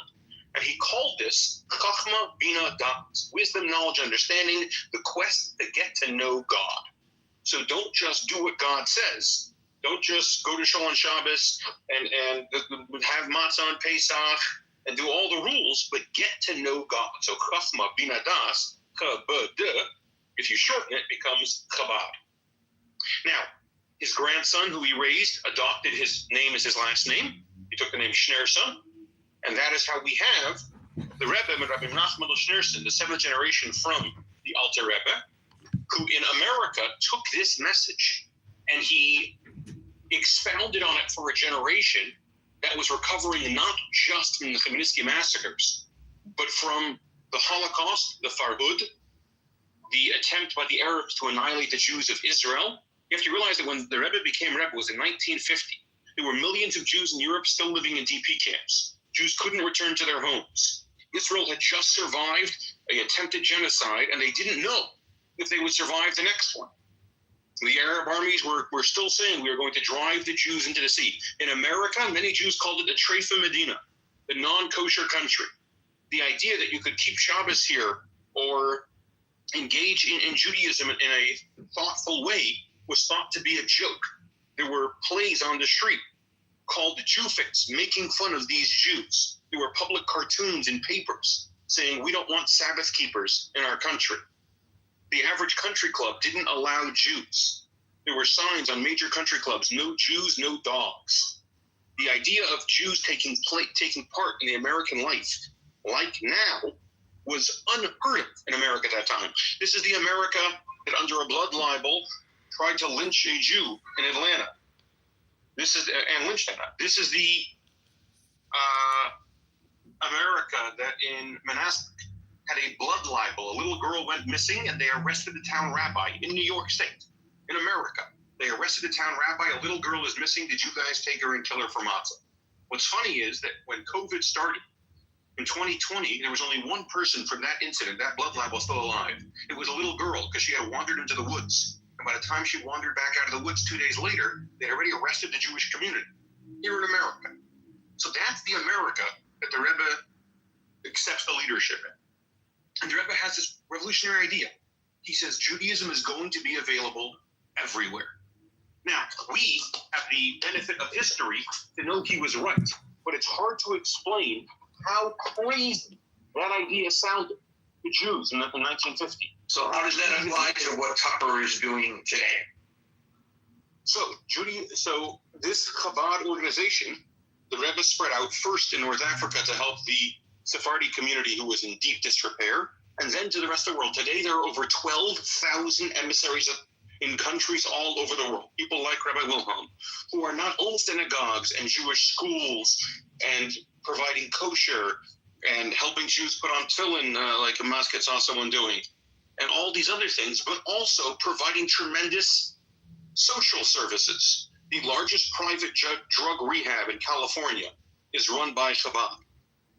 That 99% of their clientele are not Jewish. Here in Kentucky, we have something called Project Friendship that provides $5 million of brand new apparel to people in need every year. Far less than 1% of the clientele are Jewish. You have Kolel Chabad in Israel, which provides more meals than government security programs does, without checking what the person's religion is. So the reason that Tucker knows this word Chabad is because he's familiar with their good work. To quote President George W. Bush, Chabad saves lives.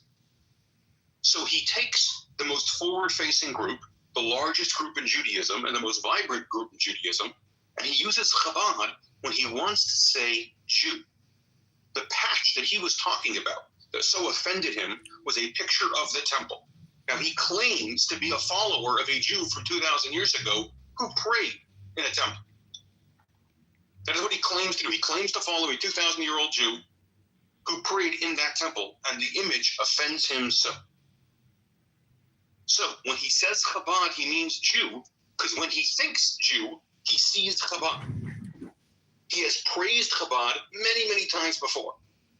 But now, he's bored of blaming the war on Israel. He's bored of blaming the war on Bibi. He wants to be more direct. But he's a coward, like so many immoral people are. So instead of saying the word Jew, he says the word Chabad, because he knows they're the most visual Jews in the world.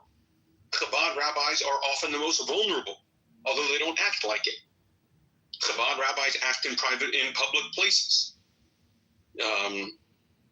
Whether it's Mumbai, India, where Islamic terrorists murdered a Chabad rabbi and his wife, or Bondi Beach in Sydney, Australia, where 2 Chabad rabbis were murdered, another one was shot, along with many other members of the Jewish community, or in Poway, California, where a Chabad rabbi was shot along with his community, or in the UAE, where a Chabad rabbi was kidnapped and murdered.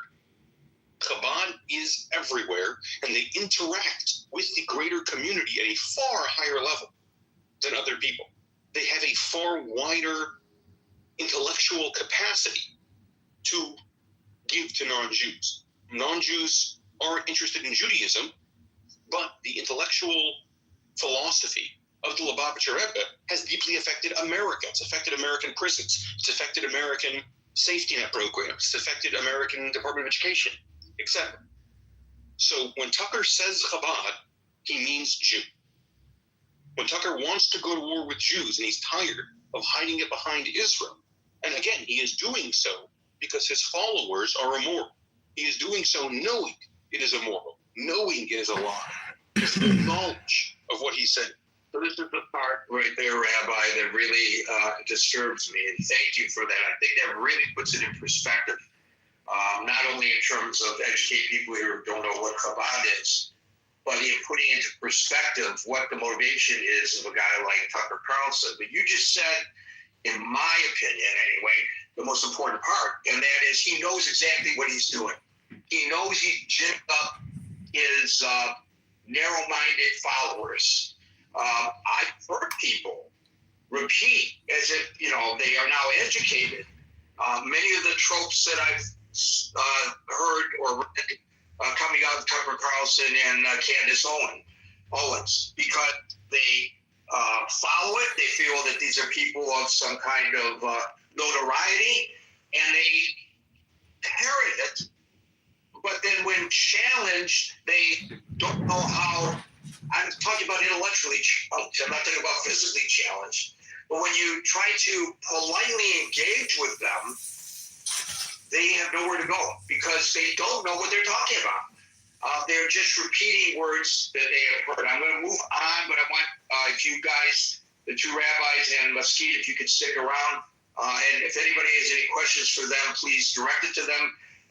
The trio is welcome to jump in anytime any of you want. I'm going to now start calling people in the order which I see them on the stage beyond our special guests. And today that order begins with Howard, followed by Marshall. Thanks, Gary.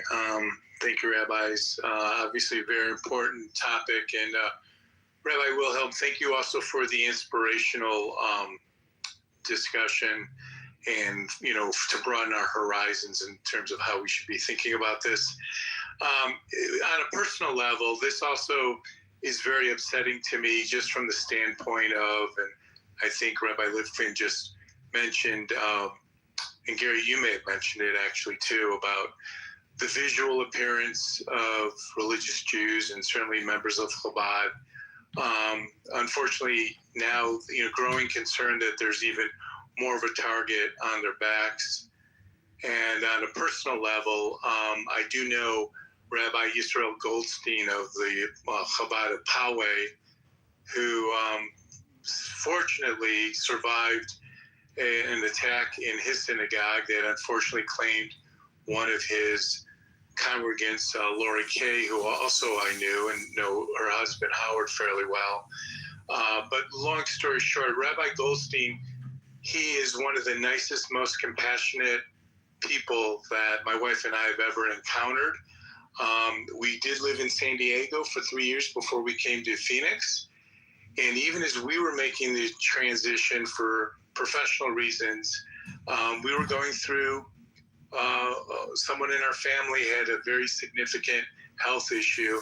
And even though we already had moved, the 400 miles away, Rabbi Goldstein and his wife couldn't have been more accommodating, compassionate, in contact with us, helping us gain resources in terms of dealing what we were dealing with. And it just saddens me that what Tucker Carlson really has done, he's labeled, he's stereotyped, he's created more of a trope now that could be further from the truth just from personal experience. So I just wanted to share that.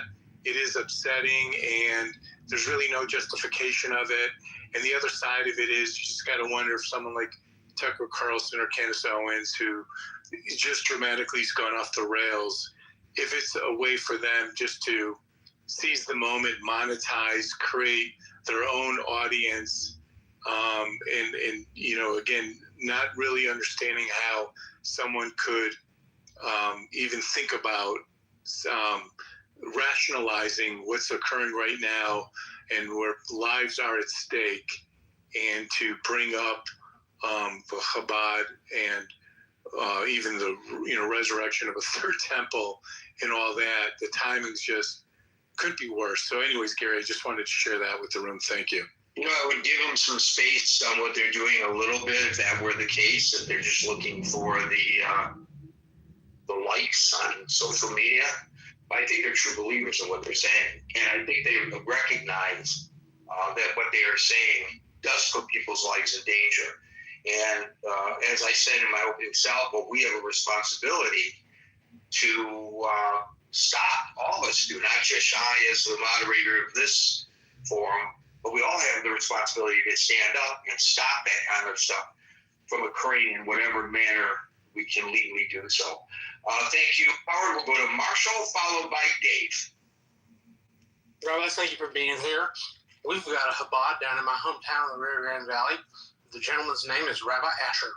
He's quite a good dude. My dad used to be a radio talk show host. Interviewed Rabbi Asher for Chabad House a couple of times. So, real great impression. I wish to make a statement and then ask a question.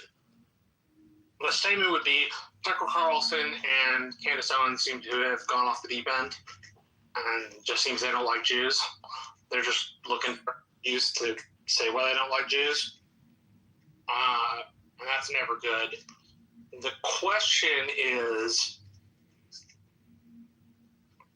I heard it said by one of the speakers that Jews have had to worry about their safety. I know several of my friends have had to.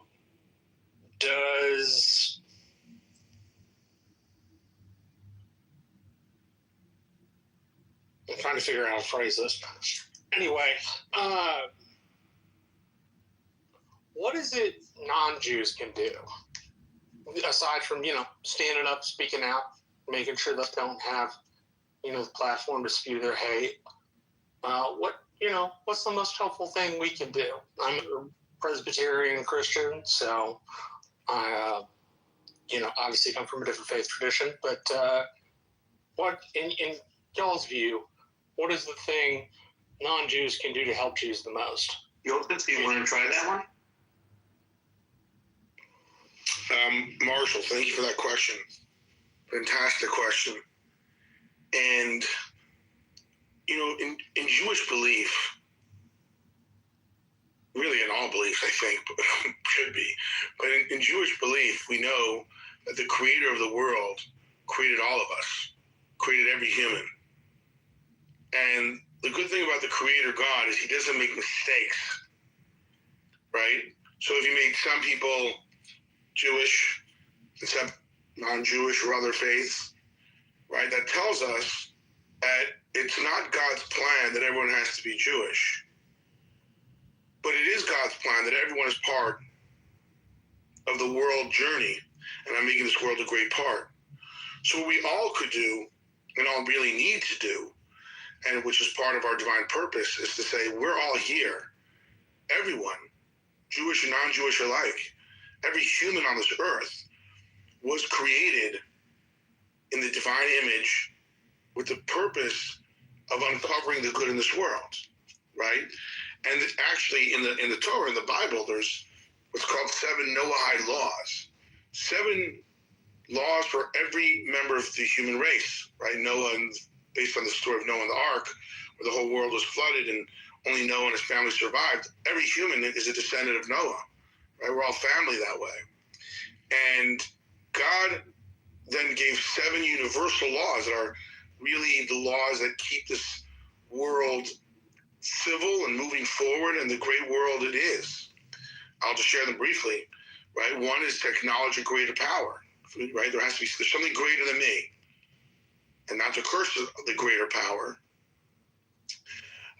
Not to murder, not to steal, not commit adultery, not to have animal cruelty, and then to have a court system to enforce the above laws. So, a lot of us would say, well, yeah, that's human decency. But knowing and then implanting in ourselves and our children and really the whole world that there is a right and wrong. There is a right and wrong. And call out the wrong when it's wrong and live the right, because that's what we're here to do. That's really what it is. You know, what bothers me the most about this whole story is that people like this get such a platform and they get so much attention. I wish they got no attention. I wish they could say what they want and everyone just ignore them. You know, unfortunately, they're public voices. But if we could bring the world to a more driven state where we're driven by purpose and right, people say that's wrong and just shut off those channels and stop listening to them. That would be the best thing that could happen. So that's what I think everyone in this world could do. On a very small practical note, you know, if you do know a Jew, see someone who's Jewish, say, hey, I support you. In front of my house, we have a big sign that says, I'm proud to be a Jew. And many of my neighbors who are not Jewish will come and say, hey, thanks for putting that up. And I'm like, thank you for sharing that. Thank you, Rabbi. We'll go to Dave, followed by Andy. Yes, Gary and the Rabbi here. I'm If I could just quickly add on to what the Rabbi said. Sure, of course. So, to sum up what the Rabbi said, there are 3 practical steps that anyone could take, regardless of faith, to combat anti-Semitism. The first is very simply, tell your Jewish neighbors, I stand with you.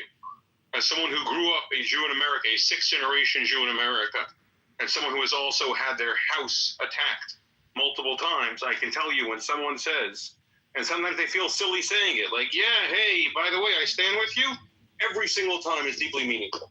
So the first step is really, really simple. Just saying to a Jewish neighbor, a Jewish friend, hey, I stand with you.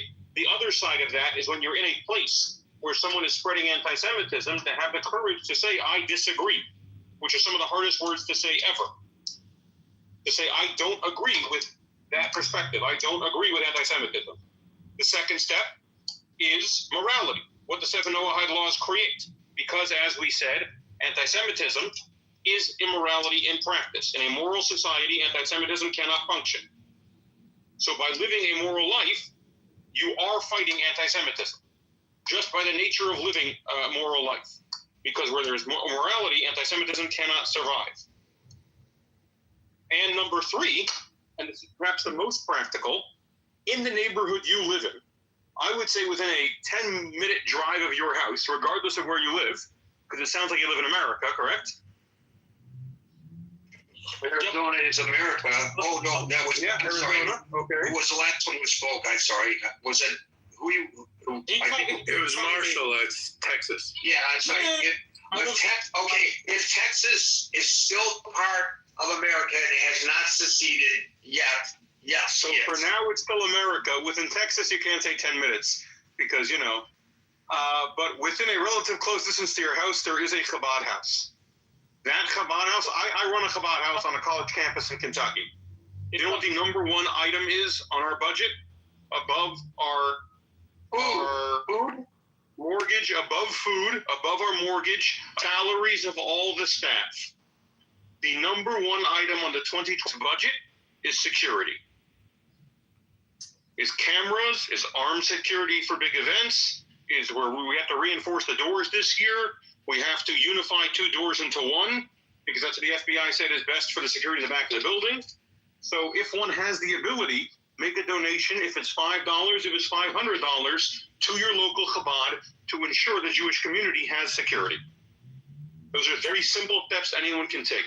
Be moral, speak up with your support, and show that support financially if you can. Yeah, there's a Chabad house about 15 minutes from me.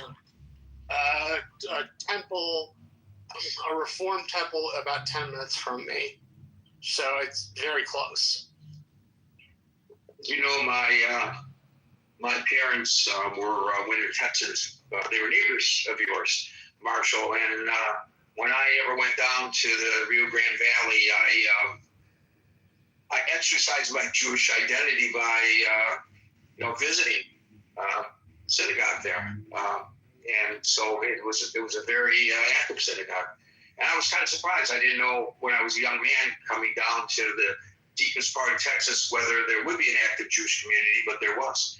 Thank you, Marshall and Rabbi. We'll go to Dave, followed by Abby. We have, just so you know, we have a book I just ran across, Jewish Scars in Texas, and it's all about the settling by Jews in the state of Texas. Including Kiki Friedman. Hey, Kiki Friedman, my gosh. Yeah. Dave, followed by... So, I'm a scientist. I study law of nature. Now I'm studying law of spirituality. And I think today's title, as the Rabbi Revit has said many times, creator, one of the fundamental gifts to every single person is free will. So in the case of Tucker and Orphan, they have the free will, but somehow they choose the other direction. That means like the other law I understand is in Exodus. God hardened the Pharaoh's heart.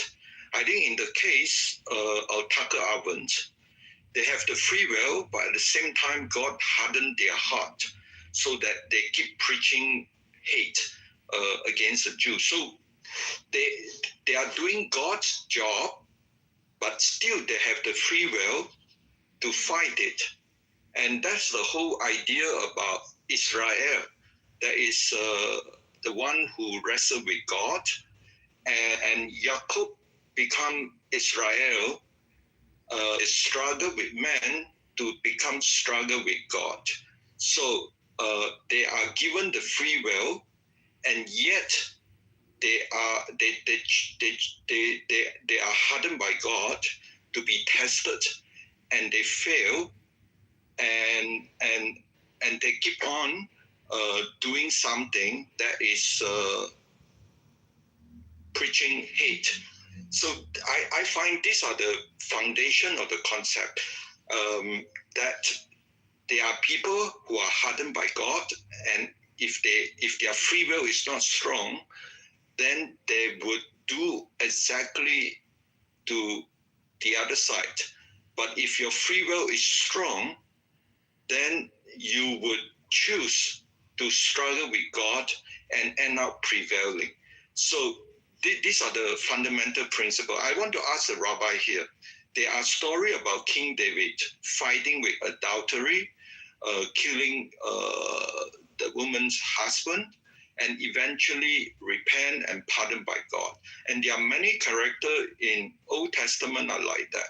Moses killed an Egyptian and then and struck the stones, eventually pardoned. So how is that could be applied to Trump with a lot of mistake in the past? Well, and that's getting a little bit off subject, but it gives us something to think about, Dave. Thank you very much. We'll go to Abby, followed by... Thank you, Gary. So, and Abby, if you don't mind me saying, it's now 5:58 p.m. We will not be inviting anybody else up onto the stage, but we will go into extra time to give everybody on the stage an opportunity to speak. If any of our three guests have to leave early, please let me know so I can thank them and thank you and give you a final word before you depart from the stage. Thank you, Gary. And it's great to hear the two rabbis and Rabbi Liffin, who I listened to for so many years on the app, and it's just so much knowledge. So it's really a pleasure to hear them. I don't want to be long. I've spent a lot of time in your rooms talking about security, and I want to touch on that. But I did want to say, just as you read the tweets, that the president did give a statement to, and it was tweeted about Tucker. I've just read one. There may be more, but he basically said he has lost his way, and he's not MAGA. MAGA is saving our country. He said Tucker is none of these things. Tucker is not smart enough to understand that. And again, there's probably more that Trump has said, but I did want to respond. Tucker made this personal to the, and help me if it was Tucker or Candace, but it was one of them. I think it's Tucker, that in the theater personal to Trump's family, by connecting Jared and Ivan, who are members, just like so many of us. That was Tucker, yeah. So many of us connected to Chabad. And so he basically used that theory that it's the influence of Chabad over Jared Kushner that has caused the war. I mean, it's the most insane thing, but he made it personal to their beliefs, and I hope there's more of a response out of the White House on this, and a strong response, because it's just abominable that he did that. And I've experienced it. I'm not a religious Jew. I spend a lot of time though with Chabad, and I support them, and they've just been wonderful in my life. And one of the things I learned about them that I didn't realize is how much they do for the general community. And I think Rabbi Lippin touched on that.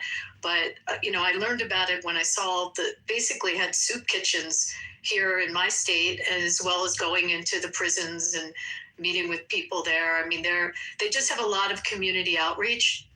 So I think that's just something I wanted to share. The other thing is, as I work in security and dealing with the community, my phone lit up this morning beyond. It just lit up. I mean, everybody's responding to it, and a lot of fear. Their phone calls were about people that either are connected to Chabad or just generally people in the Jewish community, very fearful of what's going to happen. And this dog whistle. And if this dog whistle, and sorry, my dog is barking as I said the word dog. If this is going to waken up, as we look at the cells we're worried about with the Iranian issue, if this will wake up that very evil, that, as a friend of mine quotes, anti-Semitism is a very light sleeper. It can be woken up very easily.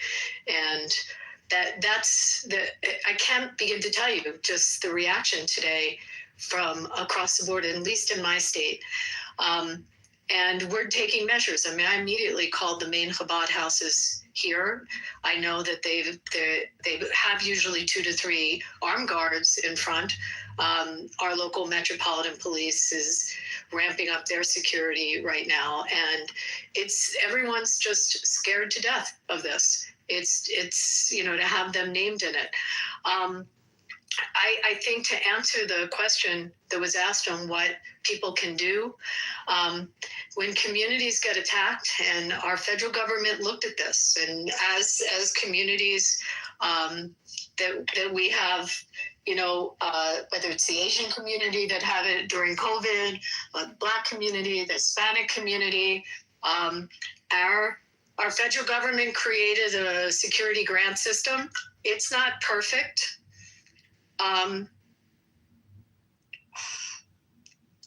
Can you hear me okay? Sorry. It's not a perfect system. There's about, I think, committed 800 million. I could be wrong on the number. It's a bit of a problem in that faith-based institutions or institutions that are at risk for attacks apply for it. You have to basically put the money out first to refit your facility and then wait for the reimbursement. And there's some institutions that have waited a year and a half at least for the reimbursement. But our Congress has seen this as it's affected various communities. I mean, we saw a shooting at a Mormon church, and the Archdiocese is now, also preparing, and some of the grant requests for some of their facilities after they've had shooting. But one of the things you can do is talk to your members of Congress on a state level.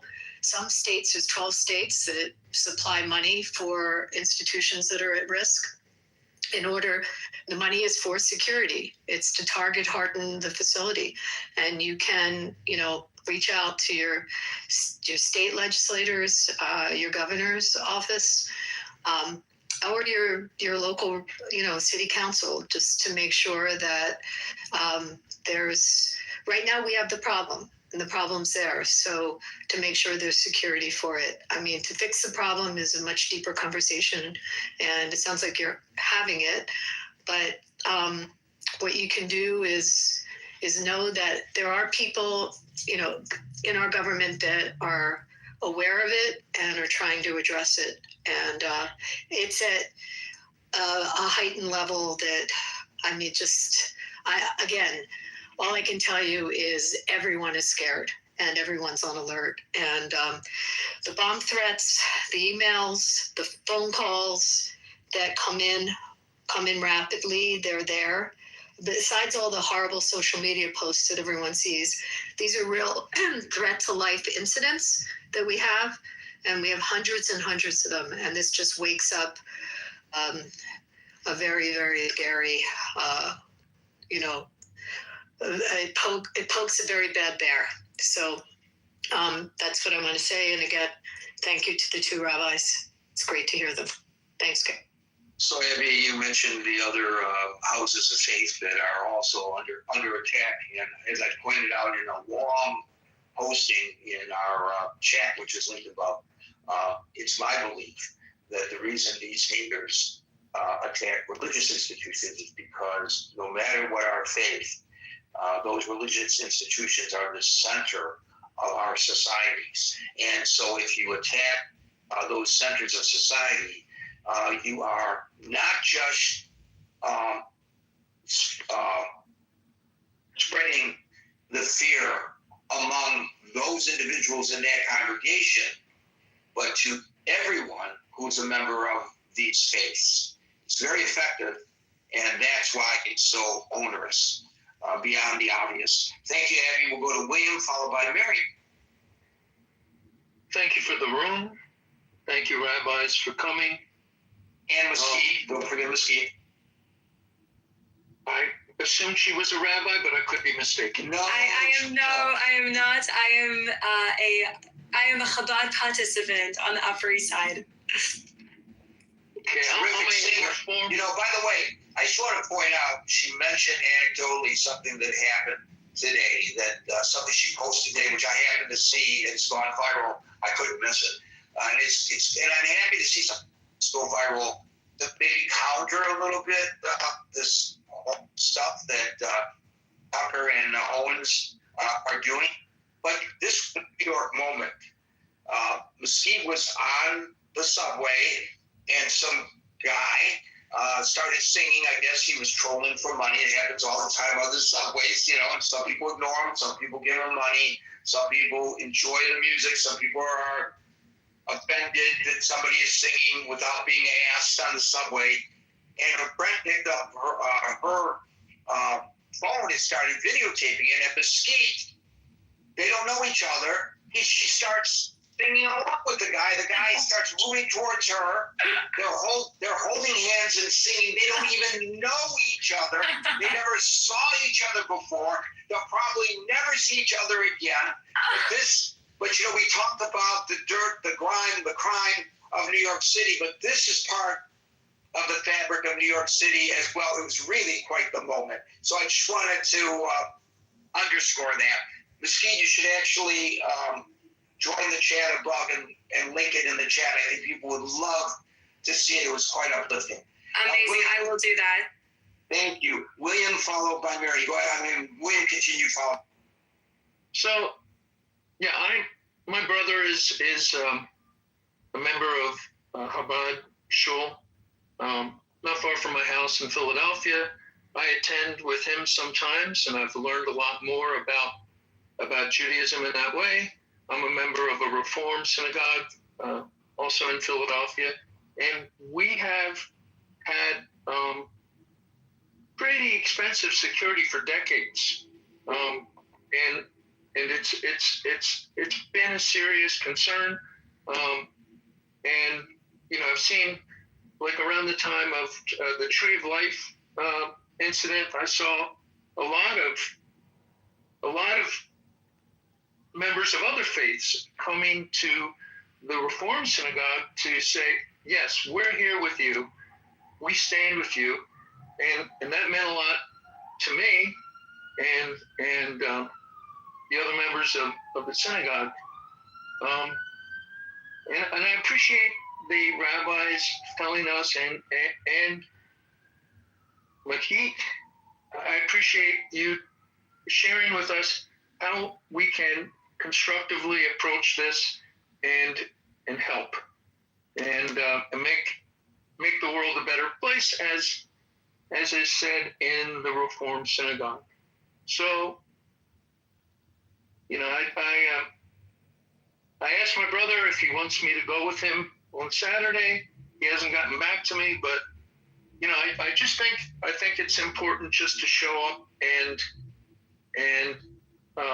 stand with our broader Jewish community, and that was my thoughts about what the appropriate response to this sort of thing is. I've seen a big explosion of a lot of anti-Semitic, increased volume of anti-Semitic attacks since the start of the war with Iran on Twitter and on Instagram. And where I can, I try to speak up and push back. If you have any other suggestions, I'm open to suggestions. Thank you. I also want to point out both of the rabbis suggested that folks come and say, hey, we stand with you.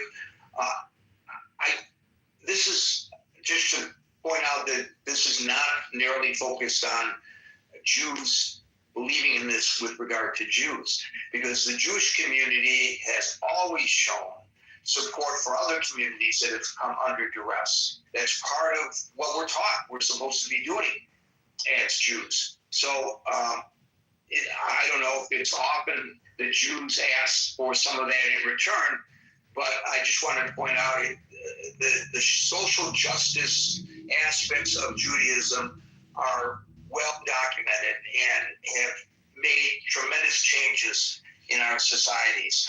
Thank you, William. We'll go to Mary, followed by Kyber. Hello, everyone. Hello, Gary. Thank you for this amazing room. Thank you, rabbis, for this informative information. I learned a lot. But to answer the question of the room, I want to say that I think Tucker and Candace Owen are not using a real analysis. They're using these kind of statements as a scapegoating and like conspiracy framing. They take a real war with a lot of complication, and instead of talking about the actual decision makers and policies, they replace it with a story that blames a Jewish group. I think that's a classic conspiracy thinking. And I agree with you, Gary, that these people with this large platforms, when taking these kind of when they use these kind of statements and stories and conspiracies, I think it's very dangerous, because it's not only putting Jews in danger right now, as Rabbi explained it beautifully, how they use Chabad to basically target Jews. But I also want to mention that these threats don't stop there. I'm also seeing this hatred towards Iranian communities, which honestly blows my mind, because how confused can the world get? I've been in rooms on Clubhouse, like sharing what we Iranians have gone through and what my people went through, and how many Iranians see this rescue operation as their only hope to survive as a nation. And I get attacked. I've been called Mossad agent or Zionist just for speaking about Iranian pain. That's insane. And we will accept you, Mary, as a Zionist. It's okay. Don't worry about it.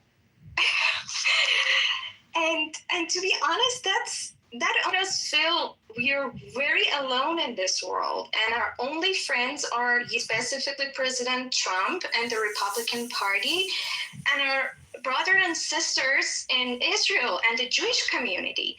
I wake up every day waiting for a call from my parents just to make sure that they're still alive. And when they call me, there's actually more hope in their voice than before. Can you imagine that? It's so crazy. And it's so crazy to say these stories to these people when bombs are falling on their head and that's their only hope. But this is the reality we are living. And it's unbearable time for us. And on top of that, we have to fight with these so-called human rights activists who were all silent when our people were slaughtered on the street, and now all of a sudden our lives are important to them and they're calling for no war. It's just so confusing world, man. I'm just so emotional at this point. Thank you. I know you get emotional when you come up to talk about what's happening to people in Iran, and I know it's difficult for you to share with us. And as in the past, I want to thank you for doing so, Mary. Listening to Mary, the day may come when these Chabad rabbis here will thank Tucker Carlson for crediting them for freeing the Iranian people. Anyway, Tiger. Gary, just before Tiger, I thank you for having me. I'm going to have to step off. Talking about Iran, we are looking to open a Chabad position in Tehran. No, I'm kidding, but please God, one day, right? Please God, there is a Jewish community one day, so maybe someone wants to take on that role. Well, there is a big, as you know, Jewish expat community, Iranian expat community. A lot of Jewish Persians here in the United States, mainly in Southern California, mainly at a lot of markets. Don't tell people there's already an Iranian Chabad house. It's in Beverly Hills. Don't tell the Ayatollah.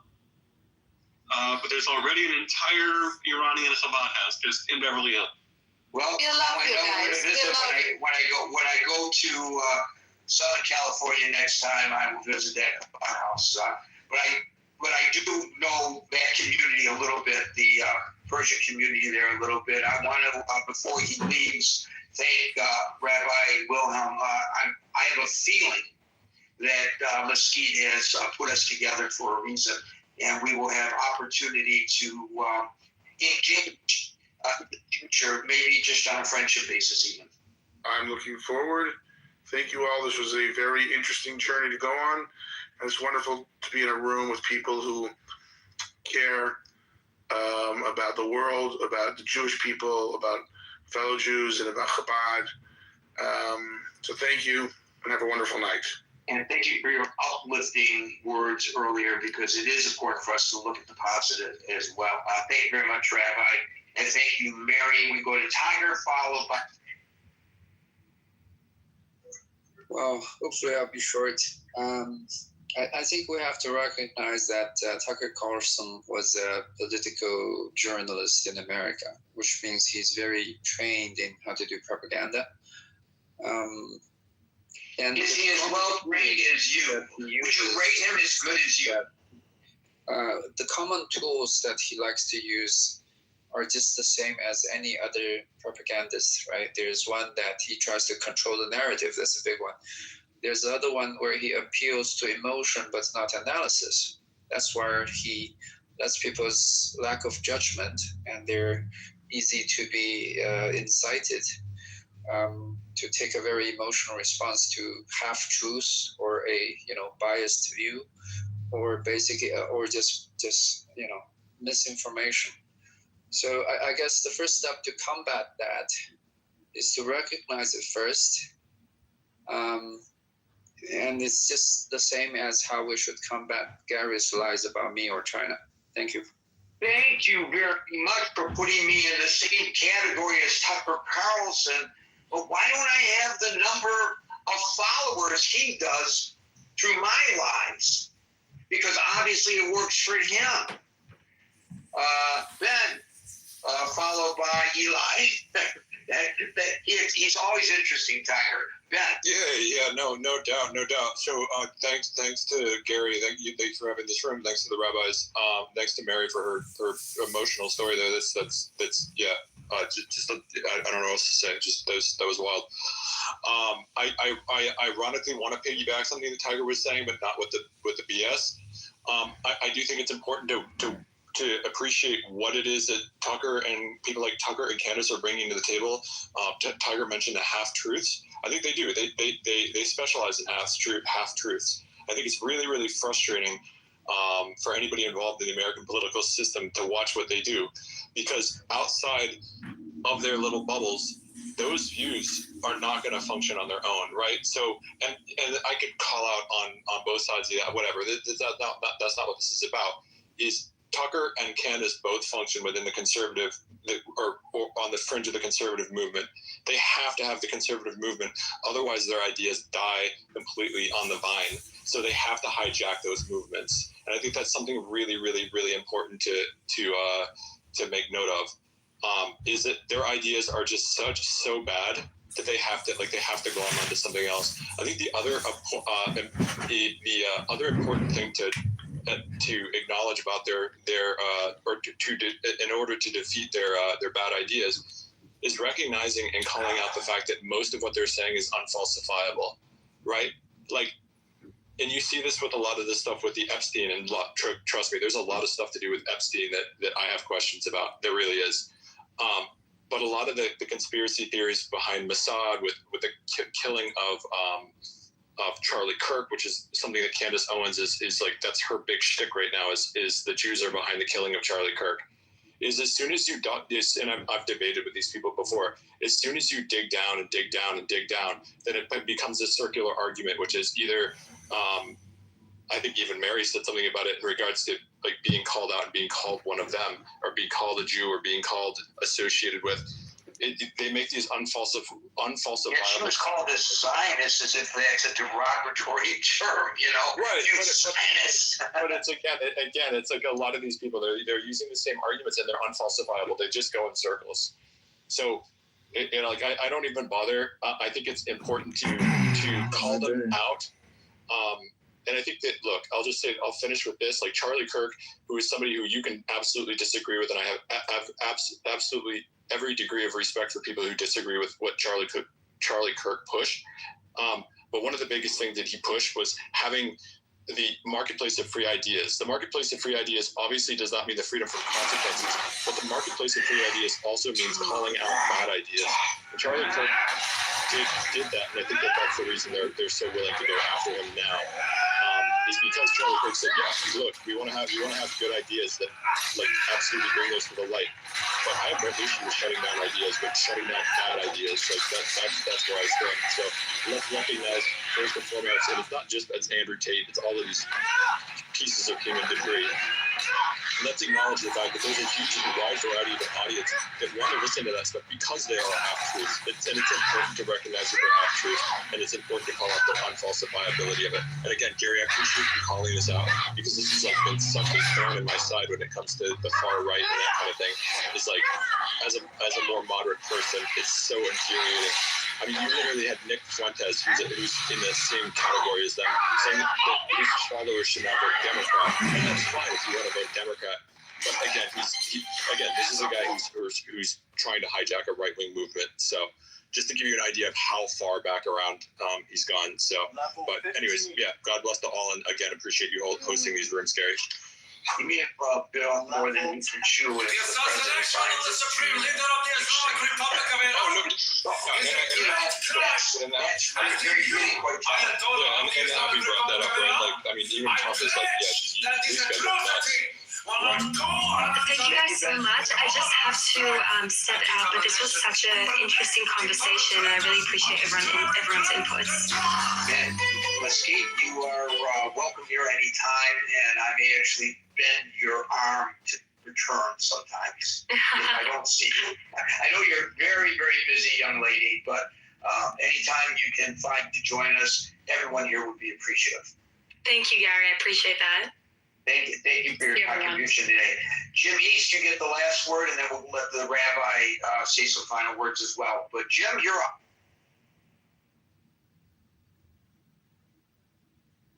Takes Jim a few seconds sometimes to find the microphone. So. Hey, 45th Ward, we are highlighting another local business today. Oh, wait, Jim, you with us? Maybe he's not here, Marco. I don't know. Because he's usually confined by now. Rabbi, you actually get the last word. Yeah, first of all, I want to thank you very much for joining us, coming out of clubhouse retirement for this session today is a great honor. Well, I don't know what I become a clubhouse college. I'm not on here. We'll have to see what happens. It was pointed out by one or two people that Trump had called out Tucker Carlson today. It's very important to note he did not call him out for this anti-Semitic rant. He called him out for undermining the American war effort in Iran. But it's also important to mention those two things go hand in hand. Because let's be very clear, selling out your country and separately choosing the mullahs over the values of America is an immoral proposition. So it's the same immorality that drives his anti-Semitism is what drives Tucker to be a traitor. So Trump doesn't mean to call out the anti-Semitism, but he is. However, I think it's important to point out the reason that someone just mentioned, Nick Fuentes, is willing to say vote Democrat is he feels he doesn't need Trump. Maybe Roosevelt. Because he has his crazed followers. And what's very important to note is Candace Owens did something incredible over the last 4 months. She took a political movement of 500,000 people and decimated it. But she could not have done that without the violence of Tyler Robinson, the man who murdered Charlie Kirk. Well, that is the best thing that ever happened to Candace Owens. And she is extremely excited that happened. And it's helped promote her and give her a whole new lease on her career, which was slowly dying. She could not have done it without the violence. So the true problem with the Tuckers and the Candaces, etc., is that all it takes is one person to say they're right. All it takes is one person to read a tweet where Candace Owens says, there is a Chabad house in your neighborhood. Google. And for them to Google and say, hey, look, Chabad, which has, again, 12,000 emissaries of the Lubavitcher Rebbe around the world, spreading light, spreading love. There's a Chabad in my neighborhood. And Tucker and Candace and Ian Carroll have all told me how evil this organization is. Let me take an action. But there's another side of that, too. Just like it only took one person to commit this horrible act, each and every one of us have tremendous power. When we individually speak out for morality, speak out against anti-Semitism, stand with our Chabad community, show up at our Chabad houses this Shabbos for Shabbos. The greatest response we could make to Tucker and Candace is show up to Shul on Shabbos. Go to your local Chabad, especially if you've never been there before. Say to the rabbi, I stand with you. If you're not Jewish, call the local Chabad house. There is a local Chabad in your area. Google it. As Candace told you to. Google it. Reach out. Say, I support your community.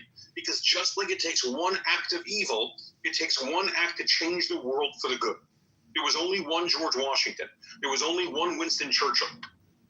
These single acts. And lahavdil, there was only one Rabbi Shneur Zalman of Liadi who founded this Chabad movement that now reaches 6 million Jews every year.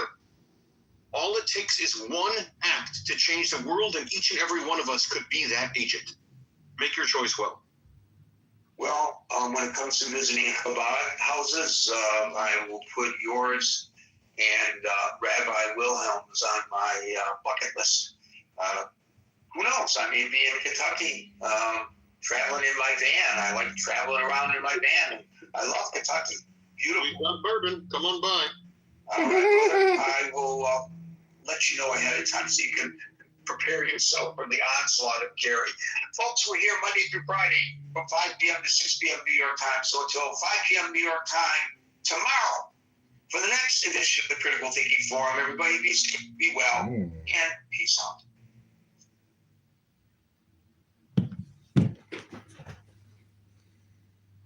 Conflict arises. It's how you handle it, right?